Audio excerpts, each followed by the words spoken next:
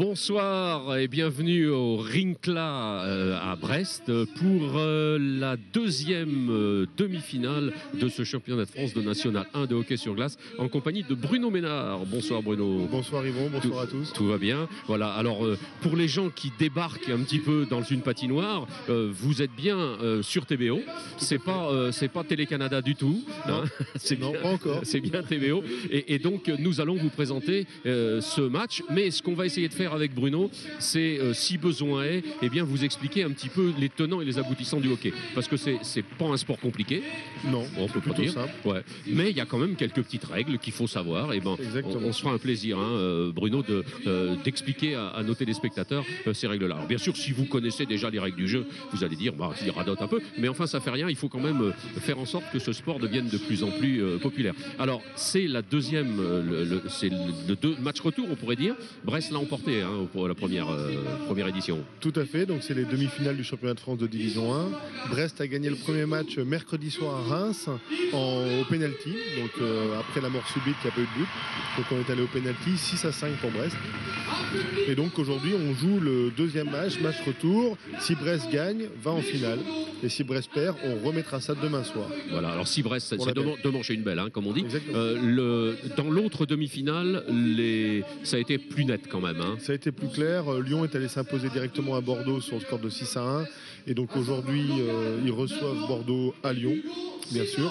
Et donc, s'ils remportent le match ce soir, ils sont qualifiés. Je pense quand même que Lyon a un net avantage. Oui, s'ils sont allés gagner là-bas. Voilà. Mais quoique, ok. Tout à fait. Tant que c'est pas fini, on peut pas dire. Mais gagner à Lyon, c'est quand même très compliqué. D'ailleurs, les Albatros ont perdu à Lyon. Mais bon, on espère tous que les Albatros iront en finale de ce championnat. Alors, Bruno, bien sûr, connaît bien le hockey sur glace parce que ça a quand même été ton quotidien. Ça l'est toujours parce que quand on met le bout du patin dedans, quand on met le bout du patin dedans, on peut plus le tirer. C'est un virus. On est collé à la glace. C'est un virus, comme chaque sportif a son sport. Et celui-là, le hockey, c'est un vrai virus. Et ça prend même les spectateurs. Vous voyez, la patinoire est bien garnie ce soir. Alors, on va signaler ça quand même à nos téléspectateurs, c'est que malgré la présence de la télévision, eh bien le Rincla est comment l'unchuk, comme on dit en breton, c'est-à-dire qu'on pourrait pas mettre, je pense, un palais de plus là. Il y a tout le monde. Ça fait quelques matchs que le Rincla Stadium est plein comme un œuf, on peut dire ça aussi. Et puis le service de la patinoire fait le nécessaire pour que l'accueil se passe très bien. Donc là-dessus, on n'a jamais eu de problème. Et puis c'est vrai que c'est encourageant pour les joueurs de jouer devant une belle patinoire, une patinoire pleine. Ça fait quand même bientôt plus de la moitié de la saison que la patinoire est pleine. Déjà l'année dernière, en fin de saison, c'était plein. Donc tant mieux, il y a de l'engouement pour le hockey à Brest. Il y a aussi de l'engouement pour les Albatros. Voilà. Je suppose que pour quelqu'un comme toi qui est né dans le hockey, parce que tu es chamonniard de naissance, un pays de hockey, c'est le pays du hockey, quoi. Il y a le Mont Blanc et le hockey, c'est la Mecque. Il n'y a rien d'autre. Et donc les pistes de ski quand même. Oui, un petit peu. Et donc je suppose que la Bretagne, c'est un peu une terre de mission pour le hockey, puis de voir que c'est l'essai est transformé, quoi. C'est qu'il y a du monde, quoi. C'est ça. C'est très bien, ça plaît à la fédération qu'il y a une terre de hockey en Bretagne. Et c'est important pour le développement du hockey sur le territoire français. On essaie d'avoir des patinoires un peu partout. Et à Brest, on a un très bel outil. Donc on l'utilise au mieux et on met une belle équipe dedans. Alors, tout est fait pour que ça plaise à tout le monde. Voilà, il y a quelques présidents de clubs qui se plaignent un petit peu en disant « Ouais, mais Brest, c'est loin ». Seulement, on a remarqué quand même que pour venir de Nice, c'est aussi long que pour aller à Nice. Donc, de toute façon, pour les Brestois, c'est long aussi. C'est toujours long pour les Brestois. Je sais de systématiquement, quoi je parle. J'ai joué ici en professionnel. C'est plus facile de jouer dans un autre club et de venir à Brest une ou deux fois dans l'année que de jouer à Brest et se déplacer tous les week-ends. Un week-end sur deux. Alors, Reims, c'est un club que tu connais bien, puisque tu as joué à Reims pendant quelques saisons. Alors, j'ai joué 6 ans à Reims quand Reims était encore en Ligue Magnus, c'est-à-dire la division qui est au-dessus d'aujourd'hui. Effectivement, à l'époque, c'était le début de Reims dans les grands championnats professionnels en France. Et à l'époque, il y avait le président Marcel qui s'occupait de cette équipe. Et c'était les matchs Brest-Reims, c'était encore l'ancienne patinoire à Bellevue. Déjà. Et quand on venait ici, on savait que ça allait faire du mal. et donc, il y a une petite baisse à Reims, et puis là, ça renaît, quoi. Voilà. Le Phénix renaît de ses cendres. C'est exactement ça. D'ailleurs, c'est le nom de l'équipe pour nos téléspectateurs. C'est le nom de Reims, le Phénix de Reims. C'est pour ça qu'ils ont appelé ça comme ça, parce que le club, c'est tout simplement à déposer le bilan. Ils sont descendus dans les divisions bien basses, et puis ils sont revenus tranquillement tranquillement. Et là, ils sont donc en D1. Alors, on précise que la D1, c'est la deuxième division de hockey en France. Voilà, c'est ça. Il y a la Ligue Magnus au sud qui sera un peu l'excellence. Voilà, c'est pour ça qu'aujourd'hui on est là et c'est que Brest souhaite accéder vraiment à cette Ligue Magnus. Tout le club est vraiment derrière son équipe famille aujourd'hui. Et donc le club brestois qui lui aussi a eu on pourrait dire un peu des hauts et des bas. C'est normal, on n'est pas loin de la mer, il y a des vagues comme on dit. Hein. C'est un peu ça. Plusieurs mouvements, soubresauts liés à diverses conjonctures. Mais aujourd'hui, le club renaît aussi un petit peu. L'engouement, la qualité des joueurs, la qualité du staff aussi. Il faut dire que Sébastien Porly fait un très bon travail à la tête de cette équipe et en tant que manager. On a un conseil d'administration qui est vraiment derrière l'équipe et derrière le hockey mineur aussi. Il faut préciser qu'il y a un très gros important. hockey mineur à Brest. J'en profite pour passer un petit mot. Ben oui, parce que tu t'occupes des jeunes, quoi. Hein. Tout à fait. Je suis en charge avec Sergueï Toukmatchev. Est-ce que je présente Sergueï Toukmatchev? C'est la question. C'est un peu, on pourrait dire, pour les gens qui connaissent le la figure de proue. Ils ont fait la patinoire autour de lui. Je pense, oui. Voilà. Donc c'est l'entraîneur emblématique des jeunes à Brest. Aujourd'hui, on a la chance cette année, on va enfin avoir une finale de jeunes catégories alors justement, en Bretagne. Quand donc c'est le 4 et 5 mai au Rincla Stadium, le vendredi le samedi et le dimanche. Et le dimanche, oui. Tout à fait, samedi et dimanche. Et on reçoit donc les meilleures équipes U13, c'est-à-dire pour les enfants qui sont nés en 2000-2001. Voilà, c'est ça, c'est des jeunes. De tout le Grand Ouest. Donc, voilà, c'est le summum des championnats à ce niveau-là. C'est l'avenir du hockey, quoi. Oui, il y a quelques très bons joueurs dans cette équipe. Et il y a une bonne relève à Brest, mais maintenant il faut enclencher d'autres choses pour qu'on puisse les emmener au niveau. Il faut que ça aboutisse. Exactement, on aurait besoin peut-être d'un sport-études, des choses comme ça pour les aider un peu plus. Mais on est aussi un peu victime de notre sport qui n'est pas très très médiatisé. Ben oui. Et pourtant, en matière de sport, on peut dire que des clubs finistériens, même qui jouent les premiers rôles, on pourrait dire, dans leur discipline, il n'y en a pas tant que ça non plus. Il ne faut pas exagérer. Hein, non, et nous, on est toujours là. C'est important de le dire. Brest n'est jamais tombé. Ça a descendu, mais il y a toujours une équipe. On va s'intéresser à la glace, si tu veux bien, Bruno, parce que les deux équipes sont maintenant venues sur la glace pour en découdre. On pourrait dire, là, vous pouvez voir que la patinoire est particulièrement bien chargée. Alors, on pourrait dire aux gens qui ont envie de venir à la patinoire, c'est que le froid, c'est sur la glace. Hein. Quand on est dans les tribunes, on n'a pas froid. Hein. Oh, même sur la glace. Oui, parce que vous remuez quand même pas mal. Très chaud sur la glace. Voilà. Donc, équipe de Reims. Alors, on va faire un petit clin d'œil quand même à nos amis du ballon rond, parce que ce soir, Reims, ils jouent aussi à Brest. Oui. Hein. Pareil, match important. Match important. Pas pour les mêmes raisons. Pas pour les mêmes raisons, non. Alors, on disait ça tout à l'heure en rigolant un petit peu, mais si tous les Rémois sont ici, qui garde la cathédrale? On ne sait pas. Non, donc, il reste plus grand monde. Tout le monde est à Brest. Tous les Rémois sont venus à Brest. Alors, l'espèce de petit, comment on dit ça, l'espèce de petit rendez-vous. Le cri de guerre. C'est le cri de guerre. C'est le cri de guerre. C'est les dernières consignes du capitaine, souvent, qui donne les consignes un peu pour les premiers changements que l'on va voir tout à l'heure, le début des 5 premières minutes. Et puis aussi, souvent, il annonce l'arbitrage. Souvent, l'arbitre lui a dit 2-3 minutes avant l'engagement comment il allait arbitrer aujourd'hui. Est-ce qu'il va être très sévère d'entrée de match ou est-ce qu'il va laisser le jeu se développer et vraiment siffler des très grosses pénalités? On est dans des playoffs, de toute façon, le match va être très intense. Alors, 3 arbitres. Hein, c'est très important. Donc, un arbitre qui a des manchons rouges. Hein, voilà, c'est le head. C'est le seul qui peut siffler des pénalités. Voilà. Et des arbitres de ligne, on appelle ça. Deux arbitres de ligne qui sifflent les lignes, c'est-à-dire sur la patinoire, il y a une ligne rouge et 2 lignes bleues. Et à partir de là, c'est des hors-jeux tout simplement. Donc c'est eux qui font les engagements, sauf l'engagement après un but.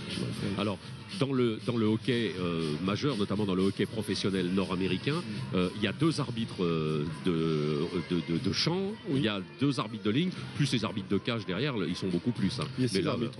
Avec 3. En fait, il y a une lumière rouge derrière la cage, juste derrière les plexiglas, pour valider le but qui franchit la ligne ou pas. On est un sport déjà plus moderne que certains sports. En plus, il y a des caméras partout. Là, tout est filmé. Et il y a l'arbitrage vidéo aussi. Tout à fait, l'arbitrage vidéo pour les buts. Il y a des sports qui ne l'acceptent pas. Mais on en parlera pas. On va pas dire du mal. On a un sport méconnu, mais très moderne, c'est quand même étonnant. Alors, sport méconnu, on peut dire en France, peu médiatisé. Voilà. On voit effectivement l'équipe de France quand celle-ci joue des matchs officiels. On voit très très peu de matchs de Ligue Magnus. On a vu là dernièrement les finales. Tout à fait, les finales. C'est Rouen donc qui a gagné. Qui obtient son titre de champion de France, qui défendait ses couleurs, donc qui ont gagné une fois de plus. Contre Angers. C'était une demi-surprise de voir Angers à ce niveau-là. Mais au final, Angers, 3 finales cette année, 3 défaites.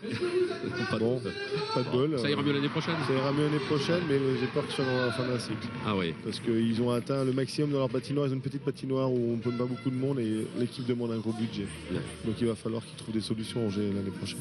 Ouais, ils vont faire une patinoire neuve. Allez. Ça serait une très bonne chose. Ouais, ça serait bien parce que c'est vrai que plus les patinoires seront disséminées sur le territoire, mieux ce sera. Là, on va assister maintenant au début de la partie. Alors, on va signaler quand même parce que les Albatros sont dans leur couleur habituelle. Tout à fait, les Albatros en bleu et les Phoenix de Reims en blanc.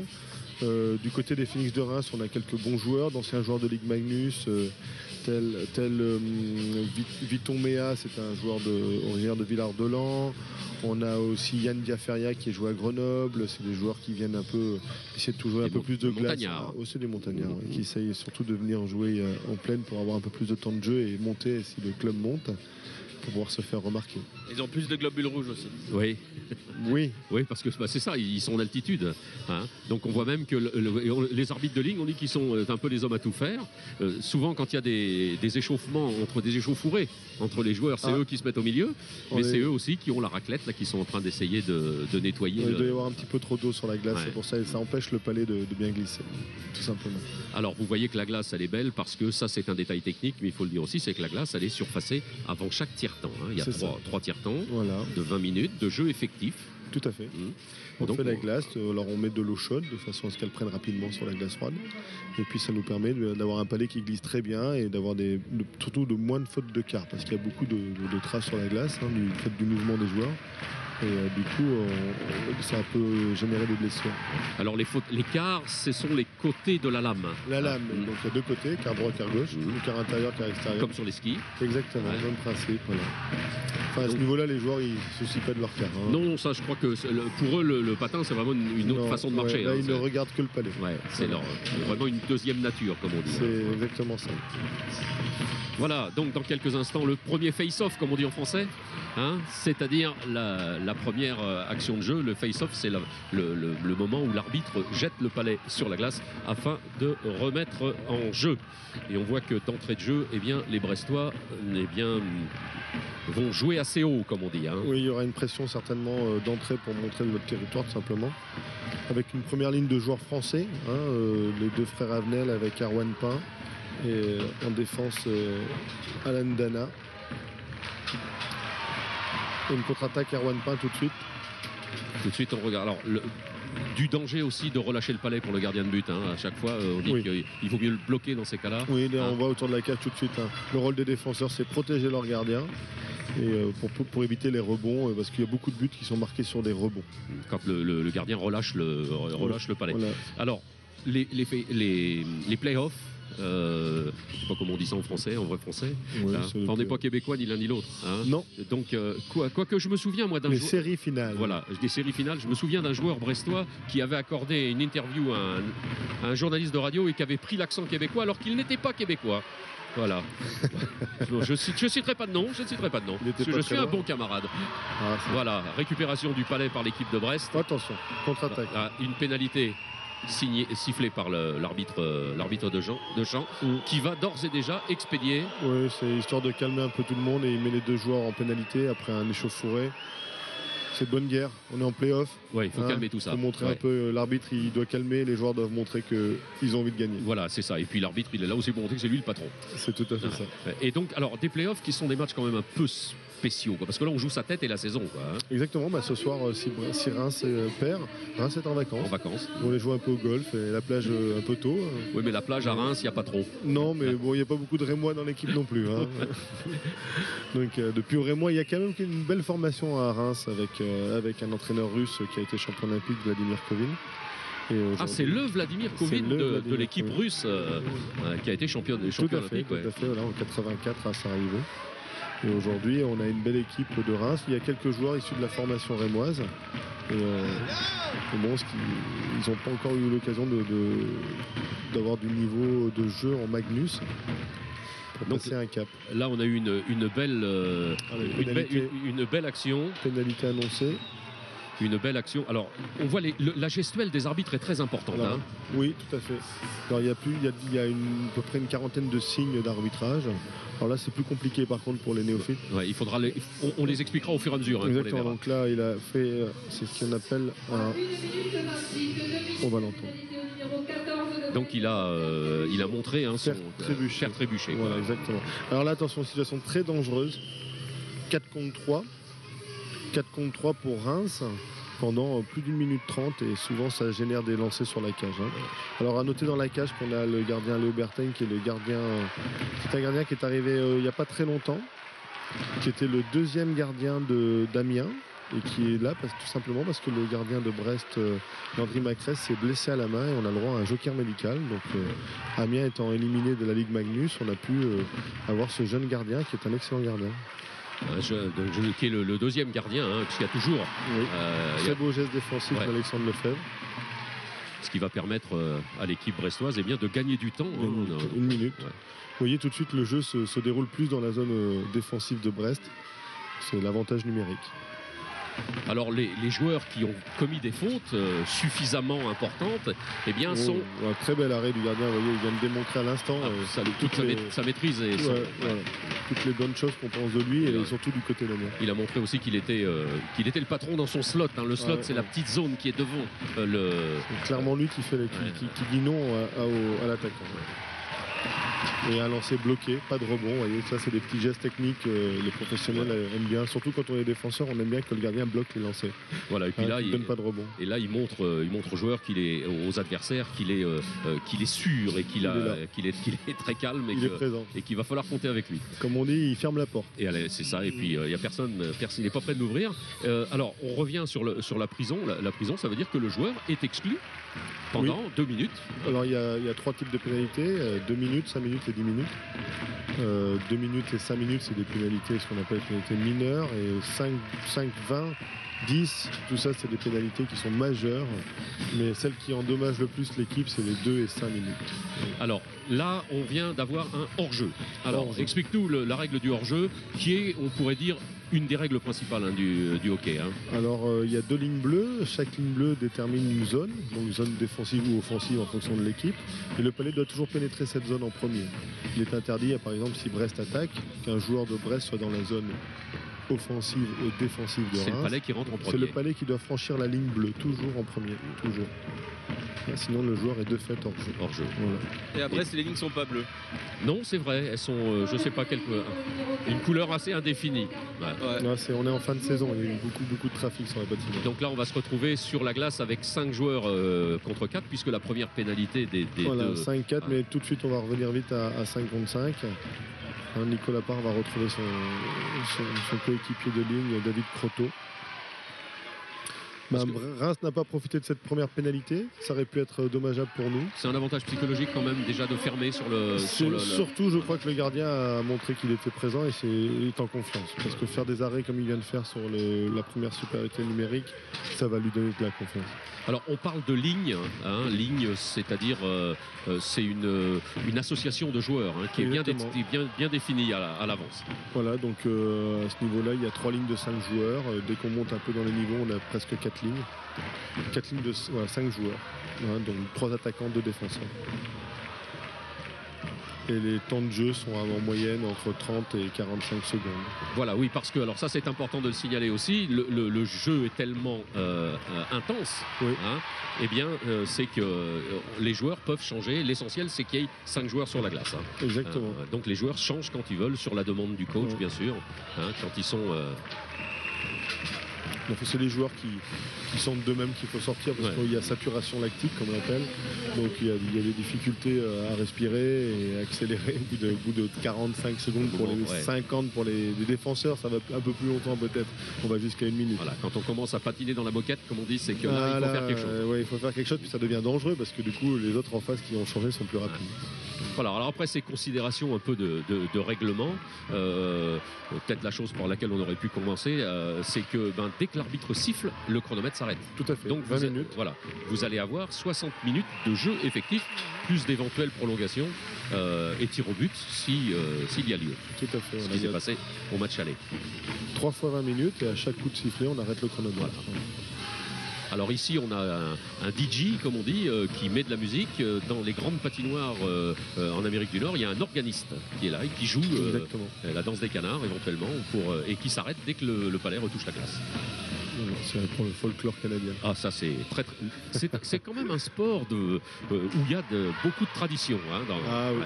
Alors, il y a une belle attaque de Brestois. Il y a beaucoup de respect aussi entre les joueurs. Même si là, pendant 60 minutes, il n'y en aura pas trop, mais généralement, les joueurs ont beaucoup de respect entre eux. Il faut dire que vous vous connaissez quand même. Hein, on s'est tous fréquentés. Alors, moi, je les connais moins, ces jeunes-là, mais on s'est tous fréquentés, ceux de ma génération, dans les sélections, dans les clubs. C'est un peu comme le football, en fait. Au gré des contrats, les joueurs changent de club. Là, l'équipe, on voit que la sortie de zone là, de l'équipe de Brest, on a vu quelques petites passes au cordeau. Les joueurs se connaissent très très bien et sans regarder, sans lever la tête. Oui. Hein, on voit là, avec une belle attaque. Hors-jeu. Hors-jeu, il est entré. Hors-jeu de David Croteau qui était légèrement hors-jeu, je crois, son action. C'est-à-dire que c'est pas un très joli dribble, une belle action d'Alan Dana. Ces patins sont entrés avant le palais. Exactement. Alors il y a d'autres situations, hein, d'autres règles qu'on vous exposera au fur et à mesure. Alors la ligne qui est sur la glace, là, c'est première ligne brestoise. Là, on revient avec la ligne des Français. Donc, les frères Abdel. Je dis Abdel. des Français parce que dans l'équipe de Brest, il y a des joueurs d'origine canadienne et quelques Slovaques aussi. Enfin, il y a un Slovaque et un Tchèque. Donc là, les lignes sont un peu mixtées. Il y a surtout une ligne française, celle-ci, la ligne offensive. C'est une ligne plutôt de joueurs à fort potentiel physique, il y a beaucoup d'agressivité. D'ailleurs, vous voyez, on est tout de suite dans la zone défensive de Reims. Ah, belle action là. Avec un bel arrêt un très beau jeu collectif. Un Wanpin qui sert très bien Jonathan Hamel. Alors bien sûr, comme dans tous les sports professionnels, il y a aussi les étrangers qui jouent la majeure partie des étrangers. Ce sont des Canadiens d'origine Oui, ça dépend. Alors, ça dépend des championnats en fait. Plus là, à ce niveau-là, il y a différentes nationalités. En D1, il y a du Slovaque, on a aussi un petit peu de Canadien et des Tchèques. On peut avoir d'autres origines. Mais en Magnus, c'est essentiellement une belle attaque qui est arrivée directement dans la mitaine. C'est ça qu'on dit, la mitaine du gardien. La mitaine du gardien, ouais. Alors le gardien a une mitaine dans la main, en l'occurrence le gardien rémois, il a une mitaine dans la main gauche, ça dépend s'il est gaucher ou droitier bien sûr. Et de l'autre côté, avec la crosse, il a un bouclier. Un bouclier ou une plaque, ça dépend le nom. Parce que faut dire que la rondelle, comme on dit, ou le palais, quand il est lancé, ça flagasse dur, comme on dit en breton. Un peu. Et ça peut arriver à des vitesses et oula. Faut rien laisser traîner, comme on dit. Ah, alors, premier dégagement interdit. Alors, un dégagement interdit. Donc, le palais a franchi la ligne rouge avant qu'un joueur de Reims le touche. Donc, vous voyez, il a dégagé de sa propre zone, au fond de la zone du gardien. D'ailleurs, il y a une ligne de but que l'on voit délimitée, qui est une ligne de but, tout simplement. Donc, le palais ne doit pas traverser les deux lignes rouges. Voilà, on ne doit pas se débarrasser du palais. Sauf quand on est en infériorité numérique. Quand on est à 4 contre 5. Voilà. Donc il faut retenir qu'il y a un hors-jeu, les deux zones, et le palais rentre toujours en premier. Et on n'a pas le droit de se dégager le palais avant la ligne rouge centrale. Et de l'envoyer au fond. Voilà, alors des fois c'est un peu tentant, hein, parce que quand on est un peu coincé. Donc là, les Brestois ont pris aussi un peu la maîtrise du jeu. Hein. Depuis la fin de pénalité, on est revenu un peu plus à la logique. Brest, mais attention au contre Rémois. Ils sont très, très véloces, les Rémois. Voilà, donc là, le palais est sorti de la glace. Donc on va faire une remise en jeu. Il a été contré par un Brestois, donc l'engagement restera en zone offensive pour Reims. On tourne les lignes, vous voyez, les lignes changent très régulièrement, c'est à peu près toutes les 30-45 secondes, comme je disais tout à l'heure. Et puis là, on a la ligne alors essentiellement canadienne, 3 Canadiens et 2 joueurs français. C'est une très bonne ligne là, qui s'entend très bien offensivement à Brest. Voilà. Nicolas Part, belle sortie un des meilleurs buteurs du championnat où il y a la vitesse, tout de suite on est en action et hop, voilà, bon lancé. On sent le danger amené par la vitesse du joueur. Alors le Canada, bien sûr, qui fournit, notamment le Québec, qui fournit beaucoup de joueurs de hockey aux différents championnats, parce que c'est le pays, on pourrait dire. C'est le pays ils ont surtout beaucoup de licenciés, donc forcément, de fait, la masse sort des joueurs. Alors il y a tous les niveaux, bien sûr, mais C'est vrai qu'une majorité des joueurs sortent quand même du Québec, ou alors, enfin du Canada, on va dire, ou alors de la Russie. C'est les deux pourvoyeurs de talent. Ouais. Les Finlandais viennent moins pendant un moment. Les Finlandais, oui, mais après ces questions financement, de financières, pardon, ils préfèrent peut-être des championnats plus lucratifs parce qu'ils ont moins de joueurs d'excellence. Oula, voilà, petite erreur qui aurait pu coûter cher. Dans la maîtrise du Palais, on voit que c'est quand même, il faut rien laisser traîner, quoi. Non, ça va vite, à ce niveau-là.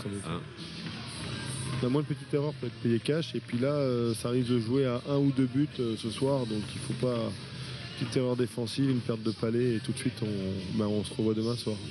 Là, c'est 2 minutes normalement, l'arbitre n'annonce pas, mais. Oui, parce que là on a vu qu'il a bloqué il y avait un accroché. Voilà, il a bloqué la. Alors, les arbitres ont peut-être laissé envie de jouer un petit peu le jeu pour pas tuer le match. Trop hacher non plus Et surtout déterminer le vainqueur. Quand on met des pénalités, souvent on peut déterminer le vainqueur. Oula. Alors là, une petite tentative de déviation, ce qui est un peu l'arme fatale, on pourrait dire, parce du hockey. Le gardien ne s'attend pas vraiment à ça. Je trouve Brest bien en jambes ce soir, ça patine bien, voilà. Il y a du mouvement, c'est de bonne augure. On a déjà fait presque 10 minutes dans ce premier tiers-temps. Et on s'aperçoit quand même que ça devrait payer. Voilà, Brest est quand même, on va pas dire qu'ils campent dans l'espace rémois, mais ils sont quand même de bonne présence. J'ai aussi l'impression que physiquement, excellent arrêt. Oui, c'était plutôt facile. Ouais. Pour à ce niveau-là, bien spectaculaire. C'était pour le public. Voilà, c'est bien. C'est bien Messieurs. Oui. Oui, je voulais juste vous dire bonsoir. Parce que bonsoir Manu qui est notre homme de glace. C'est lui qui a froid aux pieds ce soir. Un homme de glace, c'est lui. Ouais, j'ai froid aux pieds, mais ça va encore. Juste pour vous signaler que les deux bancs sont étonnamment calmes, les joueurs sont concentrés. Oui. Et pour l'instant, calme mais serein. Voilà, c'était juste tout ce que j'avais à dire. Voilà, mais c'est bonne précision. Là, pareil, donc un Palais encore qui a échappé au gardien rémois. Et encore une fois, les arrières n'aiment pas trop. Récupération. Hors-jeu. Un autre hors-jeu, c'est-à-dire qu'encore une fois, le joueur brestois est rentré dans la zone d'attaque. C'est ça, Prosvik est rentré avant Alexandre Lefebvre. Donc les trois zones qui sont sur les zones d'attaque et de défense, puis au milieu qu'on pourrait appeler la zone neutre. C'est une zone neutre. Voilà, c'est une zone ça, de transition. Voilà. C'est ce qui fait la force de notre jeu, c'est qu'on ne joue pas beaucoup au milieu de terrain. Oui, c'est un jeu qui est porté vers l'avant. Est-ce qu'on s'est amusé à chronométrer la vitesse du Palais? C'est déjà arrivé? Oui, il est lancé un lancer moyen entre 160 et 180 km/h. Ouais. Le Palais n'est pas très grand, mais quand on le prend dans les... quand on est gardien, qu'on le prend à bout portant, ça fait mal. Ouais. Ils sont équipés quand même pour ça, mais c'est vrai que ça pique un peu. Un ancien gardien de Brest, Michel Vallière, me disait que quand il recevait un Palais comme ça, assez fort, c'était l'équivalent d'un coup de poing avec un gant de boxe. Oui, quoi. c'est ça, à chaque fois. Ou une balle de paintball pour les pratiquants du paintball, c'est un peu ça. Ça laisse des impacts. Il faut voir les gardiens des fois. Des fois ils sont un peu bleus. Oui, ils ont quelques traces. Bon, c'est les couleurs brestoises, donc ça jure pas trop. Mais... Voilà, donc encore une fois, le changement de joueurs sur la glace. Il y a combien de joueurs dans une équipe au maximum? J'ai dit ça tout à l'heure, je crois 15 en D1, il y a plutôt 3 lignes de 5, et en Magnus on joue à 4 lignes parce qu'il y a beaucoup plus de matchs. Mais il y a un nombre maximum? Oui, on a droit à 22 joueurs. 22 joueurs, ok. Et puis les équipes qui n'ont pas beaucoup de moyens, des fois ils viennent, ils ont 2 lignes. Ça, on a déjà vu ça. Dans les divisions inférieures. Absolument. À partir de la D1, c'est rare. C'est très rare. On a 3 lignes et 2 gardiens. Donc vous voyez, ça fait 17 joueurs minimum. Alors le règlement impose, c'est un règlement un peu étrange, c'est 9 joueurs au premier tiers-temps et 11 au deuxième, gardien inclus. Ah oui. Alors tout simplement parce qu'on dit des fois qu'il y en a des retardataires. C'est ça. Qui ont raté le train. Donc voilà.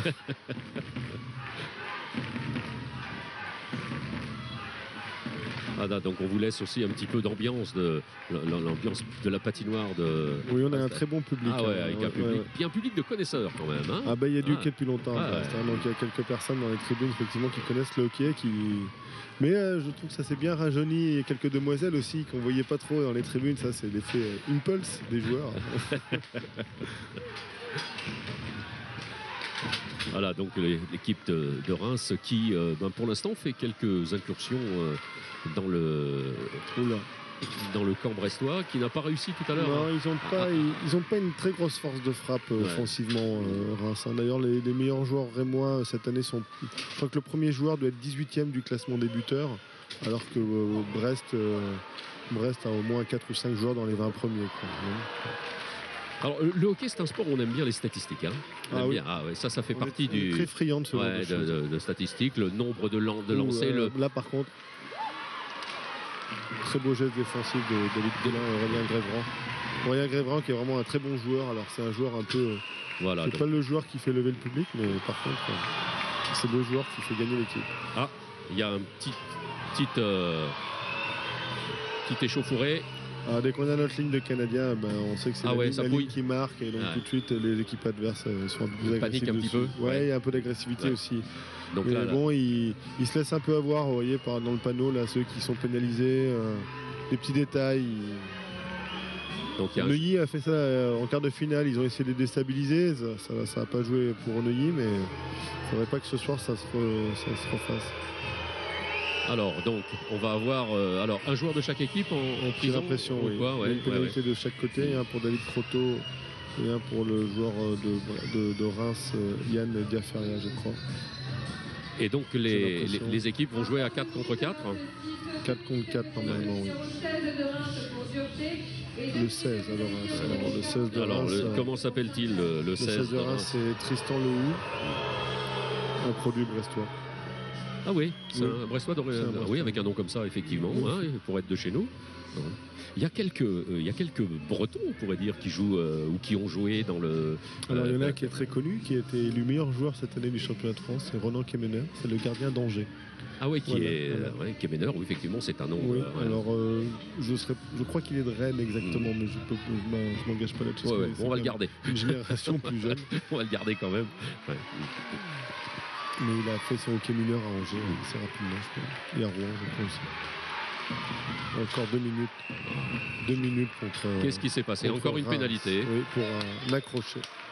Et là, c'est un joueur. Alors là, par contre. Et une crosse cassée. Je crois que là, on pourrait dire que Reims va subir vraiment, parce qu'il faut savoir que Brest est le meilleur jeu de puissance du championnat. Alors, le jeu de puissance, c'est quand on est en supériorité. 4 ou 4 contre 3. Donc là, on est en situation de jeu de puissance. On va être à 4 contre 3 pendant presque 2 minutes. Et Brest est vraiment très bon à ce jeu-là. On a 25% de réussite cette année, ce qui est un très bon résultat. En moyenne, les équipes tournent entre 10 et 15%. Donc je peux vous dire que là, Reims est en danger. L'entraîneur adapte le jeu quand il y a en puissance. On a des lignes spécifiques. Ouais. Là, vous allez voir, par exemple, là d'habitude c'est Erwan Pain qui joue avec les 2 attaquants. Et là, il a mis Jaroslav Prosvik. Je pense qu'après, on a David Croteau qui est en pénalité, mais sur la deuxième ligne, on risque d'avoir quand même Nicolas Parr, David Poulain. Donc là, des joueurs plus offensifs en fait. Pour bien expliquer. Et au gros lancer. Pour bien expliquer ce qui va se passer, c'est que les entraîneurs vont poser le jeu. C'est-à-dire que voilà. Vous allez voir Jaroslav Prosvik qui est plutôt ce qu'on appelle un playmaker, un faiseur de jeu. Voilà, maintenant, c'est lui qui va prendre le jeu en haut. Il va essayer de décaler certainement son coéquipier Bobby Olic pour un gros shoot, vous allez voir. On va chercher un gros shoot. Voilà, c'est reparti. Mais Reims joue bien, Reims joue en haut, vous voyez, un lancé, voilà. Ça va très vite. Le gardien de sa. Bel arrêt du bouclier du gardien. Bouclier qui a sorti. Mais Reims joue bien le coup, il joue ce qu'on appelle un diamant inversé, 2 joueurs en haut et 1 joueur en bas. Plutôt que de jouer 2 joueurs en bas et 1 joueur en haut, donc c'est un triangle plutôt, c'est pas un diamant. Et donc du coup ça empêche la passe latérale au niveau de la ligne bleue pour le lancer de loin. Messieurs, une petite question du bord de la glace. Bruno doit savoir, la technologie des crosses a pas mal évolué ces dernières années, mais on en voit de plus en plus qui cassent Est-ce que tu peux expliquer pourquoi? Oui, avant c'était du bois et du bois, ça casse. très solide. Et aujourd'hui c'est du Kevlar, donc c'est du matériau composite aussi qui sont vraiment très très fragiles. Donc c'est vrai qu'avec la puissance des joueurs qui a augmenté avec le temps, les préparations physiques étant là, et donc du coup c'est vrai qu'on a des matériaux de très haute gamme. Donc de la casse, un peu comme les bateaux. Voilà, donc là le gardien est littéralement martelé par les différents lancers. Oui. Donc le jeu là, c'est un peu de déstabiliser la défense en faisant circuler le palais devant. Ça fait penser un petit peu, toute proportion gardée, un peu au système d'attaque du handball, hein, où on fait tourner beaucoup le ballon devant sur les supériorités numériques, bien sûr. Ouais. On appelle les power play. Effectivement, c'est des situations plutôt en zone arrêtée. Vous voyez, donc on décale, on va chercher de mettre un bon joueur au bon endroit. On cherche à décaler un joueur pour un lancer. Hein. Histoire un petit peu de les faire tourner en bourrique, comme on dit. Voilà, joli lancer qui n'est pas bien l'arrêt. Il faut dire que le gardien rémois est particulièrement... très bel arrêt encore aussi. Ouais. C'est un bon gardien, c'est Kubis. C'est un gardien d'origine slovaque, je crois. Ça fait quelques années qu'il est rémois. Ça fait déjà au moins 2-3 saisons. Ouais. Et donc là, c'est vrai que la tension du gardien, parce que le gardien généralement fait toute la partie. Hein, c'est ok. Alors, plus les années augmentent, plus le gardien est important. Avant, je vais faire un peu vieux combattant, mais c'était 50%. Maintenant, on est plus proche des 60% de l'effectif. Attention là. Un petit peu un bon lancer frotter la glace de Bobioli qui a un très gros lancer et qui n'a pas réussi à cadrer son shoot. Voilà. Je trouve que Reims s'en sortent bien. Ouais, un Ils petit ont peu réussi comme à finir la pénalité. Attention sur la contre-attaque.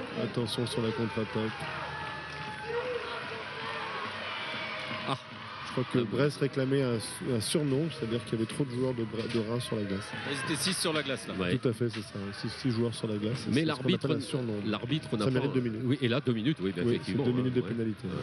Et donc l'arbitre n'a pas accédé à leur requête. Il a pas vu. Ben oui, parce que, comme nous disait Sébastien Oprandi la dernière fois, c'est quand même un drôle de métier qu'arbitre de hockey, parce que ça va très très vite et tout voir, des fois, c'est quand même, ça relève un peu de l'exploit. Hein. Oui. Puis sans gens, on peut pas jouer. En plus. On va être un petit peu indulte. Il y a même des dames qui arbitrent maintenant, hein, le hockey. Oui, tout à fait. Les dames qui s'y mettent. On a quelques bons arbitres absolument aujourd'hui qui sont de niveau international. Pourquoi pas? Tout à fait, bien sûr, c'est très bien. Même. Il y a une équipe de hockey féminin. Oui, il y a un hockey féminin à Brest. Il y a une ici. équipe de Bretagne, tout à fait. Alors, elle est affiliée au club de Brest pour des raisons tout simplement de règlement. Mais l'année dernière, elle jouait sous le nom de la Ligue de Bretagne et elle est en première division. Alors, tout est relatif, il n'y a que 4 équipes. Donc elles sont montées, elles ont réussi à accéder à la première division. Donc c'est la première division, la vraie première division à ce coup-ci, c'est le championnat premier. Le hockey féminin qui est une discipline olympique. Hein. Oui, exactement. On a quelques éditions. Exactement, et on a quelques filles aussi qui sont inscrites dans le hockey mineur brestois et qui patinent régulièrement dans la semaine. Combien de jeunes tu as dans les équipes brestoises? Aujourd'hui, on est à peu près entre 200 et 250 licenciés au club. Ah ouais, gros club quand même. Hein. C'est un des gros clubs brestois, on va dire, hein, dans tout sport complet. Alors Brest peut-être, mais au niveau du hockey, c'est quand même un sport mineur. C'est le hockey mineur, sport mineur. Hein, parce que vous allez dans des structures comme Reims par exemple, ou alors Grenoble, Rouen, Amiens. Comme dans les Alpes, certains clubs, on dépasse facilement les 400-500 enfants. Ah oui, ok. Voilà, donc dégagement interdit. On va revenir dans le camp brestois pour la remise en jeu. Donc on ne peut pas dire d'habitude il y a toujours un peu d'observation au départ. On voit que les équipes se regardent un petit peu dans le blanc des yeux, mais là le match... Non, mais les pénalités ont un peu tassé le jeu en fait. Brest a eu l'occasion de marquer, Reims en début, et puis là tout doucement on s'oriente vers une certaine stabilité. Bon, on est un peu à l'affût de la moindre erreur de l'adversaire pour pouvoir marquer tout simplement. Et puis on s'aperçoit aussi que souvent lorsqu'une équipe est un petit peu moins offensive que l'autre, ils installent un faux rythme comme ça. Ça c'est un art, un des arts du hockey, hein, de donner un faux rythme. On peut accélérer, on peut ralentir. C'est le. Mais Reims me paraît très nerveux ce soir et ils ont pris quelques pénalités et je vois qu'il y a des échanges verbaux entre les joueurs. Ah oui, oui, sur la glace ça discute beaucoup ce soir. C'est pas serein. Non, je pense que on serait pas dans un match de playoff, il y aurait déjà eu d'autres échauffements. Là on voit au ralenti la dernière action rémoise devant le but brestois avec un très bel arrêt de Léo.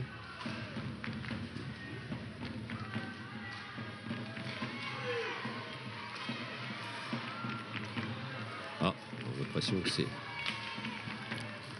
l'équipe de Reims évolue essentiellement en contre ce soir. Ils n'ont pas la force offensive qu'a Brest.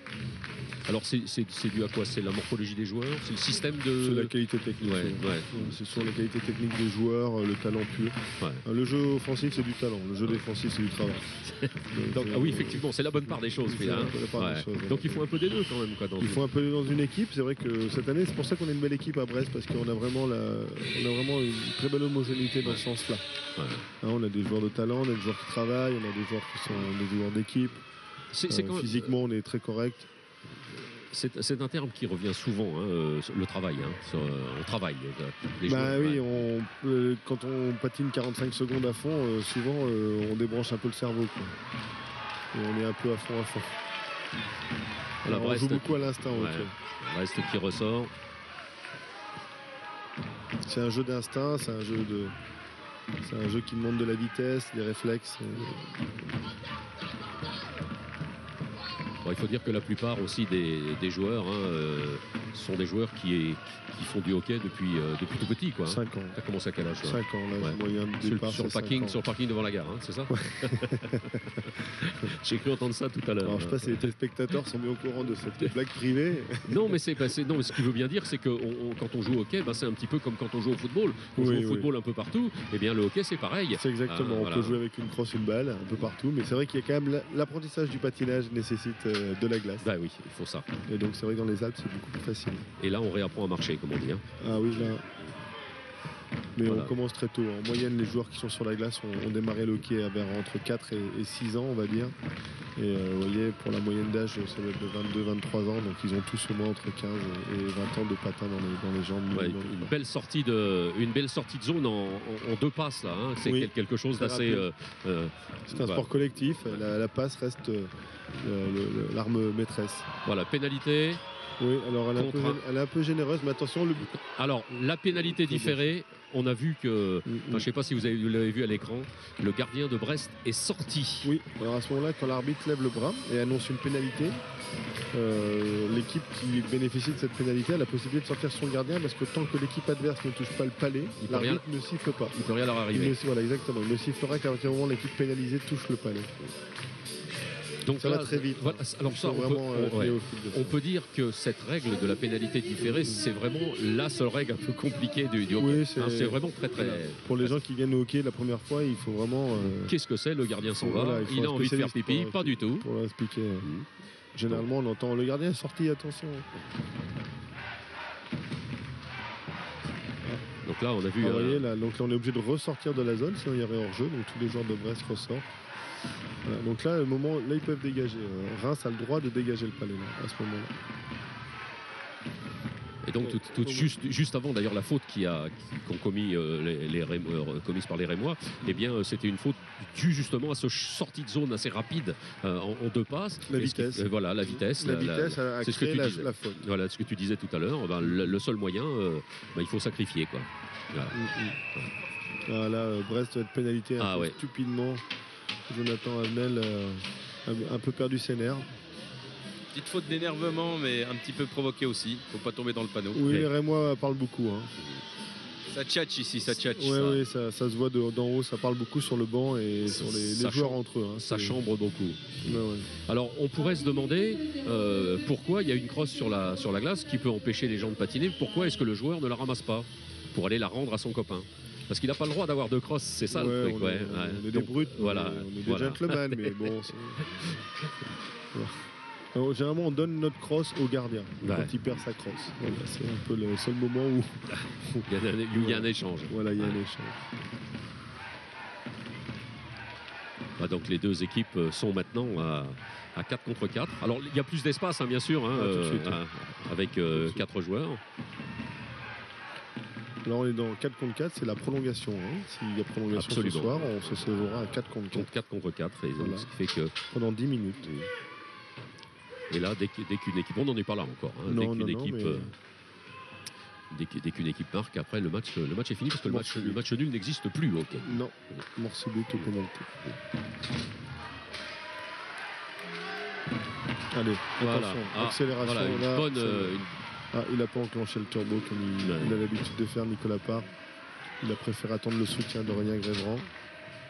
Arbitre des joueurs, 1 minute de jeu avant la fin de la première période. Voilà, vous entendez les indications. Très bel arrêt, là, pour le coup, c'est un arrêt du gardien. Avec un joli geste. Avec un geste qui va avec. Beaucoup de technique dans cet arrêt. Ouais.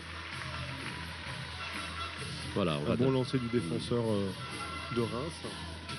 Numéro 94 de Reims, qui est David Vestak. Oh non, je te laisse le dire. Vas-y, c'est à toi. C'est à toi. Il s'appelle David. Il s'appelle David, c'est déjà pas mal. On a déjà trouvé la moitié. Vestekak, pardon, ça suffira. Je pense que c'est un joueur d'origine tchèque, certainement. Donc, les contre-attaques brestoises. Avec un joli lancer. Alors, il existe plusieurs techniques de lancer hockey. Ça, c'était un lancer balayé. On a le lancer du poignet, le lancer frappé court, frappé long, le slap shot, ce qu'on appelle. Et voilà, donc et du coup droit et revers, lancer balayé, lancer frappé. Et donc on dit le joueur idéal, c'est celui qui sait lancer, comme disent les Québécois, des deux côtés, quoi. Ah oui, des deux côtés. Ça, lui, quand il y en a un qui fait ça. Et on marque toujours les plus gros buts du revers. C'est ce qui compte. Donc les gens qui sont ambidextres, ont un avantage. Les joueurs qui sont sur la glace maîtrisent tous les lancers. Donc avec un petit puck check comme le puck check, c'est un coup de crosse pour prendre le palais à la prendre le palais, Donc dans quelques secondes, nous allons entendre la sirène qui mettra fin à ce premier tiers-temps. Le score est vierge toujours, mais enfin c'était prévisible quand même que les deux équipes. Voilà. C'est ce qu'on avait dit au début de match, on aura un match fermé. De toute façon, ça se jouera sur des erreurs, des pénalités. Voilà, donc. Et vous voyez encore pour terminer une petite altercation. Il y a beaucoup d'énervement sur la glace, ça s'est senti. Voilà, et là. Alors, qu'est-ce que vont prendre les arbitres prendre une... Je pense que l'arbitre va oumer les deux joueurs ou alors va calmer tout ce beau monde et tout le monde va vestiaire. Envoyer prendre un citron à la mi-temps. On va retrouver dans quelques instants Manu, qui est tout près de la glace, je pense, avec l'entraîneur brestois. Je vais essayer de l'attraper au vol, là. Ouais. Il doit être par là-bas. Essayer d'attraper l'albatros. Il est un peu à fond dans son. Essayer d'attraper l'albatros au vol. Oui, tout à fait. J'essaie de le. Il veut causer aux arbitres vite fait. Bah oui. Et après, je le récupère. Un petit peu de lobbying. C'est jamais facile. Bah oui, il va aller leur expliquer un petit peu de quoi sa façon de voir. Sa façon de voir les choses. Sébastien, qui est entraîneur et manager du club. Un bras pété, je viendrai te le dire. Un peu d'énervement, Sébastien. C'est normal, il y a beaucoup d'enjeux, il y a beaucoup d'engagement de la part des deux équipes. Bon, un premier tiers assez physique et éreintant pour les joueurs, je pense. Qu'est-ce que tu en retires ? On est indiscipliné et on se met un peu dans la panade. D'entrée, on se retrouve à 4 contre 3, ils sont bien proches de marquer. Donc non, pour ça, ça n'a pas été une très très bonne première période. Je pense qu'il va falloir qu'on mette un peu nos bottes de chantier, qu'on enlève nos claquettes parce qu'on n'a pas tout à fait l'attitude qu'il faut, en tout cas pas tous l'attitude qu'il faut. Bon on va essayer de faire mieux au deuxième tiers. Donc qu'est-ce que tu vas leur dire dans les vestiaires ? Justement, le match a commencé, qu'on s'agite un petit peu plus, qu'on soit beaucoup plus discipliné parce qu'on répond aux mauvais gestes que l'arbitre a décidé de mettre la barre haute, en tout cas sur les slashings. On a le droit de donner des coups de crosse dans les bras des joueurs, mais on n'a pas le droit de retenir un petit peu. Bon voilà, il faut qu'on s'adapte. Bon, merci Sébastien, je ne t'embête pas plus longtemps. Voilà, donc il fallait faire une petite mise au point avec les repos là, entre les tiers-temps, c'est 15 minutes 15 minutes, le temps de faire la glace. Ouais. Donc la surfaceuse passe. Le surfaçage dure à peu près 15 minutes, c'est le temps réglementaire 15 minutes. Pendant ce temps-là, les joueurs se désaltèrent un peu, on refait un peu ce qui s'est passé avant. Là, je connais bien Sébastien, il n'est pas très content de son équipe. Non, ça se voit. Beaucoup d'indiscipline, c'est ce qu'on a dit. Il y a Ouais. beaucoup d'énervement sur la glace et Brest tombe un petit peu dans le panneau. Oui, de provocation. Voilà, la ligne des Canadiens se fait un petit peu chahuter et je pense qu'elle devrait se concentrer un peu plus sur son jeu. C'est une très belle ligne qui sert beaucoup Brest, mais bon, il ne faut surtout pas tomber dans le panneau de la provocation. Les Canadiens ont cette réputation d'avoir le sang chaud un petit peu, de répondre un peu aux... Ils sont formés comme ça, c'est un style de jeu. Bon, ils ont l'habitude du crash talking, ce qu'on appelle. J'ai une petite statistique là pour Oui. vous, messieurs. Là. Donc au premier tiers, il y a eu 17 shoots pour nous et 10 pour Reims sur nos cages. Donc on voit bien que Brest est un petit peu au-dessus au niveau de l'attaque. Mais ouais, on a la tendance, comme l'a dit Sébastien Oprandi, à répondre aux provocations et ça c'est pas très bon, ça peut coûter très très cher. Bah oui, on paye cash, hein, comme disait Bruno tout à l'heure, ce genre de privauté là. Parle-nous un petit peu de Sébastien Oprandi parce que je le connais et il est modeste, il va pas nous parler. C'est un joueur qui a une belle carrière. Oui, il a joué à tous les échelons en France, il a évolué dans l'équipe de France aussi. Il a fait une belle carrière en Magnus, on a joué ensemble. À Grenoble et puis il est arrivé à Reims, à Brest ici, et puis tout doucement il s'est imposé comme un homme important dans notre système.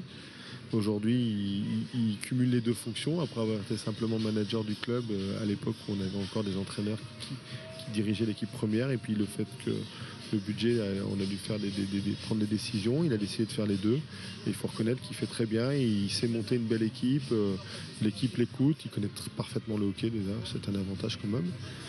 Et c'est surtout un passionné, donc du coup comme tout passionné, il s'implique beaucoup. Voilà, et puis donc c'est vrai qu'il a fait une carrière. Alors oui. On pourrait dire que c'est pas parce qu'on a été bon joueur qu'on est un bon entraîneur, ça c'est pas automatique. Non, mais Sébastien a beaucoup de recul et donc ça lui permet de voir les choses. Et d'ailleurs, même en étant bord de glace, il a tout de suite une analyse qui est très fine en disant que son équipe perd un peu les pédales. Au niveau de la mentalité ce soir et qui devrait être plus concentré sur le jeu. Et donc vous voyez, il faut avoir l'œil pour ça. Tout ça c'est des petits détails d'entraîneur, hein, mais c'est important. Oui, Manu. J'ai trouvé une autre personnalité du hockey à Brest en la personne de Franck Sereau, qui est le photographe et qui suit l'équipe la plupart du temps à l'extérieur. Franck, qu'est-ce que tu penses de l'équipe ce soir ?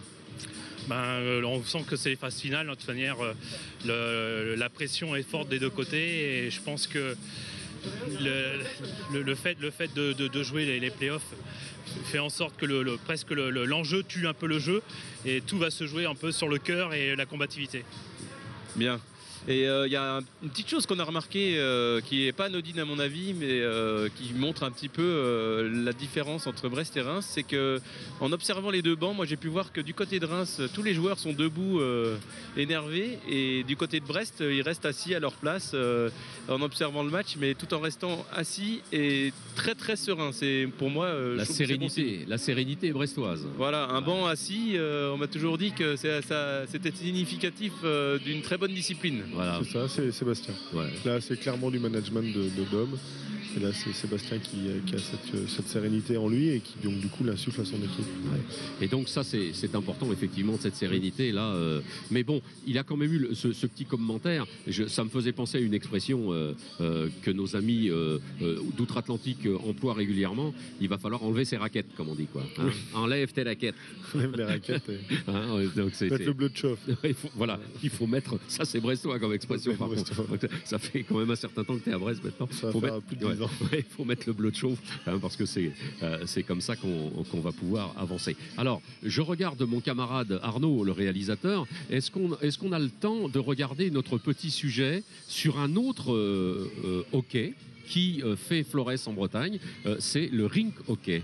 Voilà. Et donc, un petit sujet sur le rink hockey parce que nous, on pense aux autres. Les autres ne pensent pas forcément à nous. Non, c'est pas facile. Il y a un apprentissage. Par contre, ça, j'ai tâté et je peux te dire que c'est pas facile. Allez, on y va. Non, il n'est pas. Voilà. Donc le ring hockey, qui est un sport, on sait qu'il y a une équipe bretonne, qui est l'équipe de Kéver, hein, c'est à côté de Dinan, qui eh bien, joue les premiers rôles hein, dans le ring hockey français. Depuis quelques années déjà. Voilà, avec notamment un gardien de but qui s'appelle Olivier Gélébar. Je le connais, c'est mon voisin. Donc, voilà. Ça lui fait de la route. Ouais, non, quand il était petit, bien sûr. Et donc, c'est un sport qui s'est quand même bien répandu en Bretagne. On regarde ce petit sujet sur le ring hockey.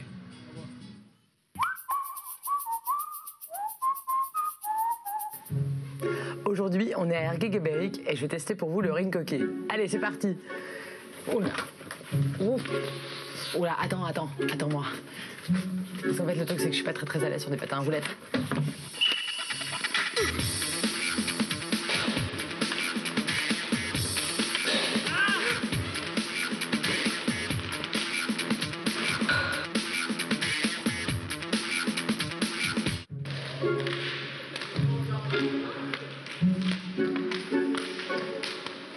Pousse.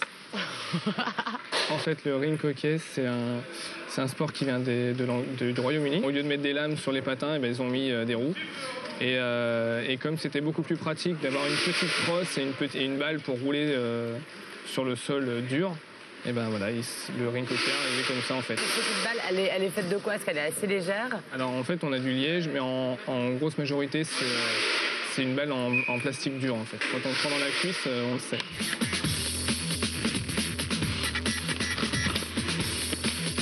L'avantage en fait du ring hockey, c'est que si on a mis juste des protège-tibias, des genouillères et des gants, c'est justement parce qu'on n'a pas le droit au contact. Donc tout ce qui est mise en échec qu'on peut voir au hockey sur glace, c'est totalement interdit. La différence du ring hockey, c'est que c'est beaucoup plus rapide, beaucoup plus technique que le foot par exemple. Le ring hockey, ça devient plus compliqué, mais quand on commence à y goûter, quand on commence à maîtriser et la balle et la crosse et les patins, ça commence à devenir un sport qui est très intéressant. Là, je te propose de venir nous rejoindre avec les gars sur un parcours que j'ai concocté à l'avance. C'est pour tirer, et les deux plots qui sont là-bas, c'est pour tirer aussi. Go! Marche arrière! Allez, tu récupères une balle. Va tirer, tu dérapes derrière. Dérape. Là-bas, tu récupères une balle, inversion. Yes. Inversion. T'accélères. La frappe, dérapage. Et tu passes la ligne. Yes. C'est bon, Pauline? Oui, ça va. 3, 2, 1, go. C'est parti. Allez, Pauline. On y va. Yes, et tu reviens vers moi. Viens vers moi. Voilà, et là tu vas pouvoir tourner pour aller là-bas. Je tourne en fait, je vais vers. Voilà, tu vas entre les plots là-bas. Tu vas jusqu'au plot, tranquille, encore, laisse-la rentrer. Vas-y, encore. Allez. Wouh! Là-bas. Tu vas jusqu'à la ligne. Et là, top chrono. 1,57,6. Je suis assez fier de ma performance, en toute modestie. 1,57, c'est pas mal. T'es sous la barre de 2 minutes quand même. Je suis sur la barre de 2 minutes et bon, je pense que je suis prête pour les JO. Dès que cette discipline sera bien sûr acceptée aux Jeux Olympiques. Allez.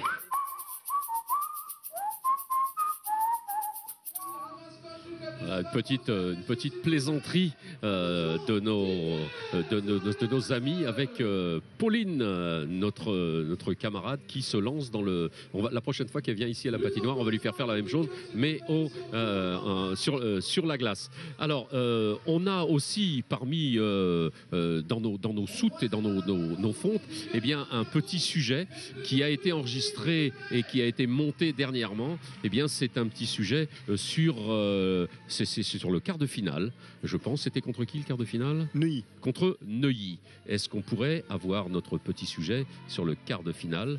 C'était un match assez... c'était serré aussi. Hein. C'était serré. Brest n'a pas fait un bon match. Brest. Voilà. Mais c'était serré. L'essentiel est de gagner. On écoute.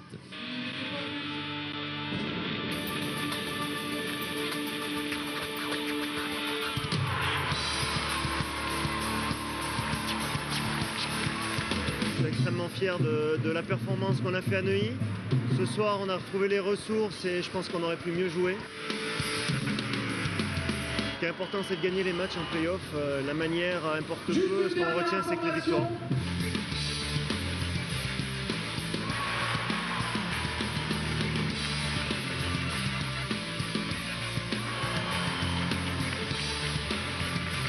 Ils ont joué au hockey, ils ont joué au hockey agressif sur notre filet, essayer de chercher les cages, essayer d'être agressif sur notre gardien.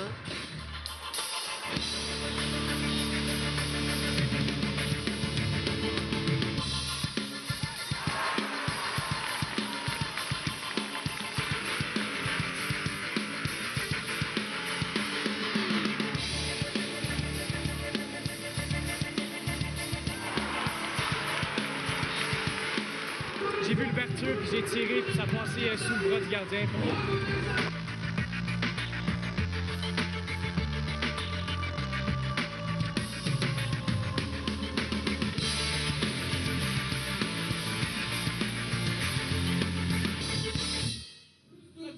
Voilà des petites images où on voit quand même que là, il y avait des trous de souris quand même. Hein. Il y a des buts qui ont été marqués avec une précision quasiment chirurgicale. C'est un sport très très précis. Ah oui, complètement. Les joueurs sont capables à 10-15 mètres de décocher une toile d'araignée. Ouais, c'est ça qui est assez impressionnant, c'est qu'avec la vitesse et avec puis les charges des adversaires, bien sûr, quand même, qu'ils aient cette vista, là, le fait d'aller chercher le petit trou qu'il faut quoi, pour mettre beaucoup d'entraînement. Ouais.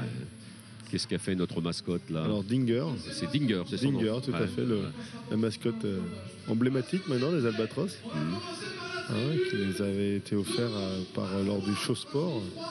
Ça fait aussi partie du folklore du hockey. Hein, il n'y a pas de pom-pom girl parce qu'elles auraient un peu froid aux fesses, je suppose. Non, il y en a des fois dans les patinoires. Ça dépend un peu où on va, mais c'est vrai que. Mais la mascotte, c'est plus.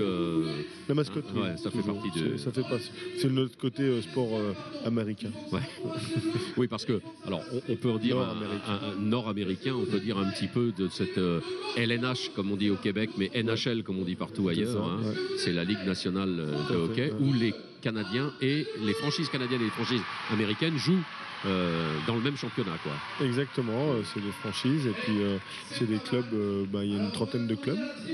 Donc il y en a au Québec, il y en a en Ontario. Le Canadien de Montréal, le Canadien de Montréal, le plus connu, exactement.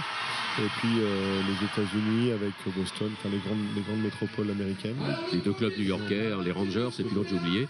Les Highlanders, qui sont donc des deux grands clubs. Alors on peut sur les chaînes sportives de la télévision, notamment les chaînes câblées, les chaînes diffusées par satellite, on peut effectivement voir des matchs, mais c'est souvent à pas d'heure parce que le décalage horaire qui fait que. Oui. C'est souvent sur le coup des 1h, 1h30 du matin. Mais bon. Les aficionados regardent, je peux vous le dire. Tu veilles. Ça m'arrive, c'est au détriment de mon épouse qui me dit tu es encore resté tard hier soir. Ça va, t'es fêlé? Je dis oui, je suis fêlé du hockey, c'est sûr. Mais oui, c'est ça. Le hockey peut être un cas de divorce des fois. Je l'ai vu. On va pas citer de nom. Je l'ai vu. Donc là, les deux équipes sont revenues sur la glace. Elles vont changer de camp, bien sûr. Il s'agit de changer de côté. C'est-à-dire que sur la droite de votre écran, et bien maintenant vous allez pouvoir retrouver les joueurs rémois et puis les Brestois de l'autre côté. L'Iroquois qui est au milieu, c'est quelqu'un de très important. C'est notre star en fait.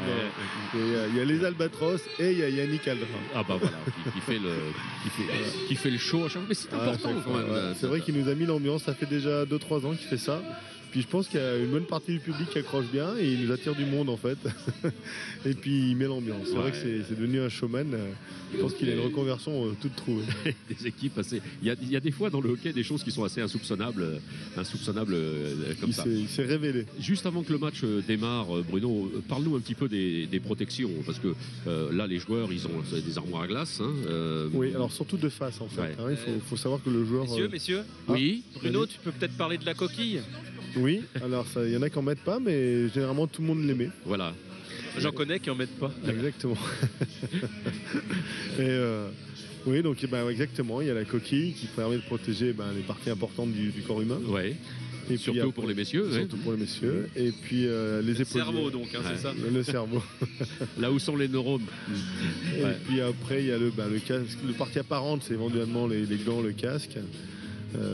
Après, il y a les jambières, le short, les épaulières, les coudières. Mais tout ça protège essentiellement contre le palais. C'est des équipements qui sont prévus contre le palais. C'est-à-dire que quand vous partez dans la... Voilà, quand on prend un shoot de face, comme le gardien, il a un équipement qui est prévu contre le palais. Tout ça, c'est étudié pour le palais. Alors c'est pour ça qu'après, évidemment, il y a un autre usage qui nous permet de mettre des mises en échec. Mais à la base, les équipements sont testés contre le palais. Parce que quand on voit des vieilles images de hockey, notamment des ligues nord-américaines, il n'y a encore pas si longtemps, les gardiens de but jouaient sans casque. Exactement, dans les années 70. Ils avaient un masque souvent blanc, là. Oui, ça a démarré 70, fin des années 60, début 70. On a commencé à mettre en place. C'est la reprise du jeu. Voilà, c'est parti. Allez, on va revenir. Alors on va voir si Sébastien a réussi un peu dans ce vestiaire brestois pour que les joueurs soient un peu plus agressifs. Si Sébastien était persuasif. Plus de discipline surtout. Des pénalités un peu stupides au premier tiers qui ont fait coûter cher. De ne pas se laisser embarquer dans des... Bon, on rattaque un peu de la même façon, Brest qui presse tout de suite, ce qu'on appelle le fort-checking. Donc on va essayer les Brestois vont essayer d'amener le jeu assez haut, comme on dit, de façon, un arrêt de la mitaine du gardien rémois. Cubis. Philippe, c'est ça? Tout à fait. C'est Philippe, oui. Philippe Cubis. Donc on en profite pour faire un changement de ligne. Vous voyez, ça fait à peu près 45 secondes qu'on était sur la glace. Donc là, on a la ligne... Alors vous voyez, David Croteau, 44, qui se met en position pour un lancer direct. Voilà, donc là, il place son... Voilà, donc on a inversé là. Donc là, beau lancer de Tristan Lemoine. Juste avant la remise en jeu, là, on a vu que l'arbitre de ligne avait récusé le joueur parce qu'il le trouvait trop nerveux. Non, on ne doit pas avoir de bouger la crosse. En fait, la crosse doit rester immobile avant que l'arbitre donne l'engagement. Donc si vous bougez votre crosse avant, l'arbitre demande à changer l'engagement. Mais c'est pas considéré comme une faute importante. Non, c'est pas une faute importante.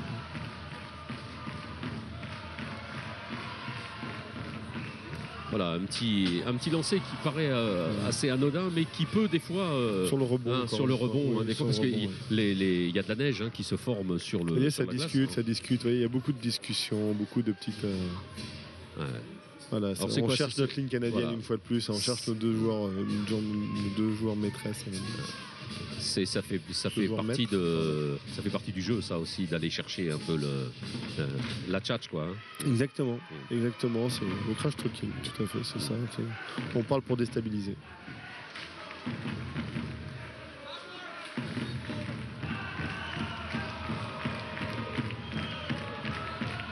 On va organiser une sortie de zone, ce qu'on appelle.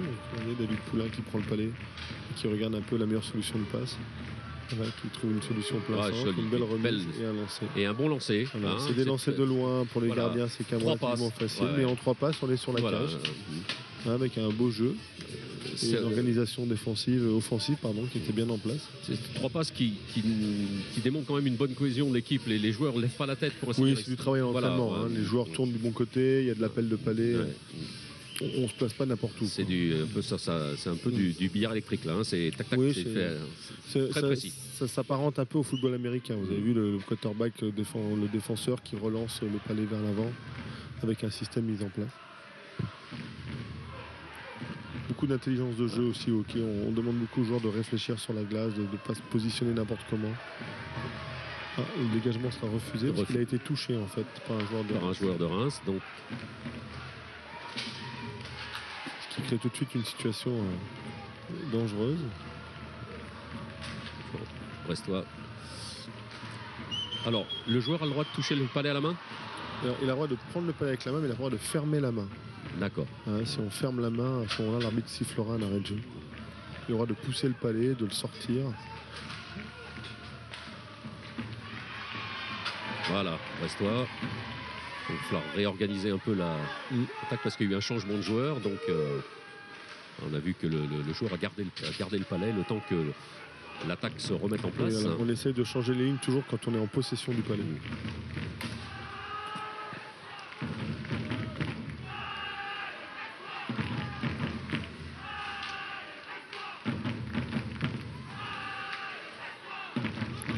Le jeu est quand même plus souvent du côté de la zone rémoise que de la zone. Ça patine plus fort du côté de Brest.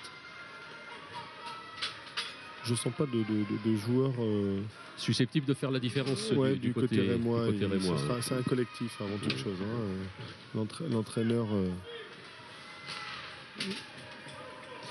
François Dussault, qui est ancien professionnel aussi, un ancien Canet qui a fait sa carrière en Magnus pendant de nombreuses années.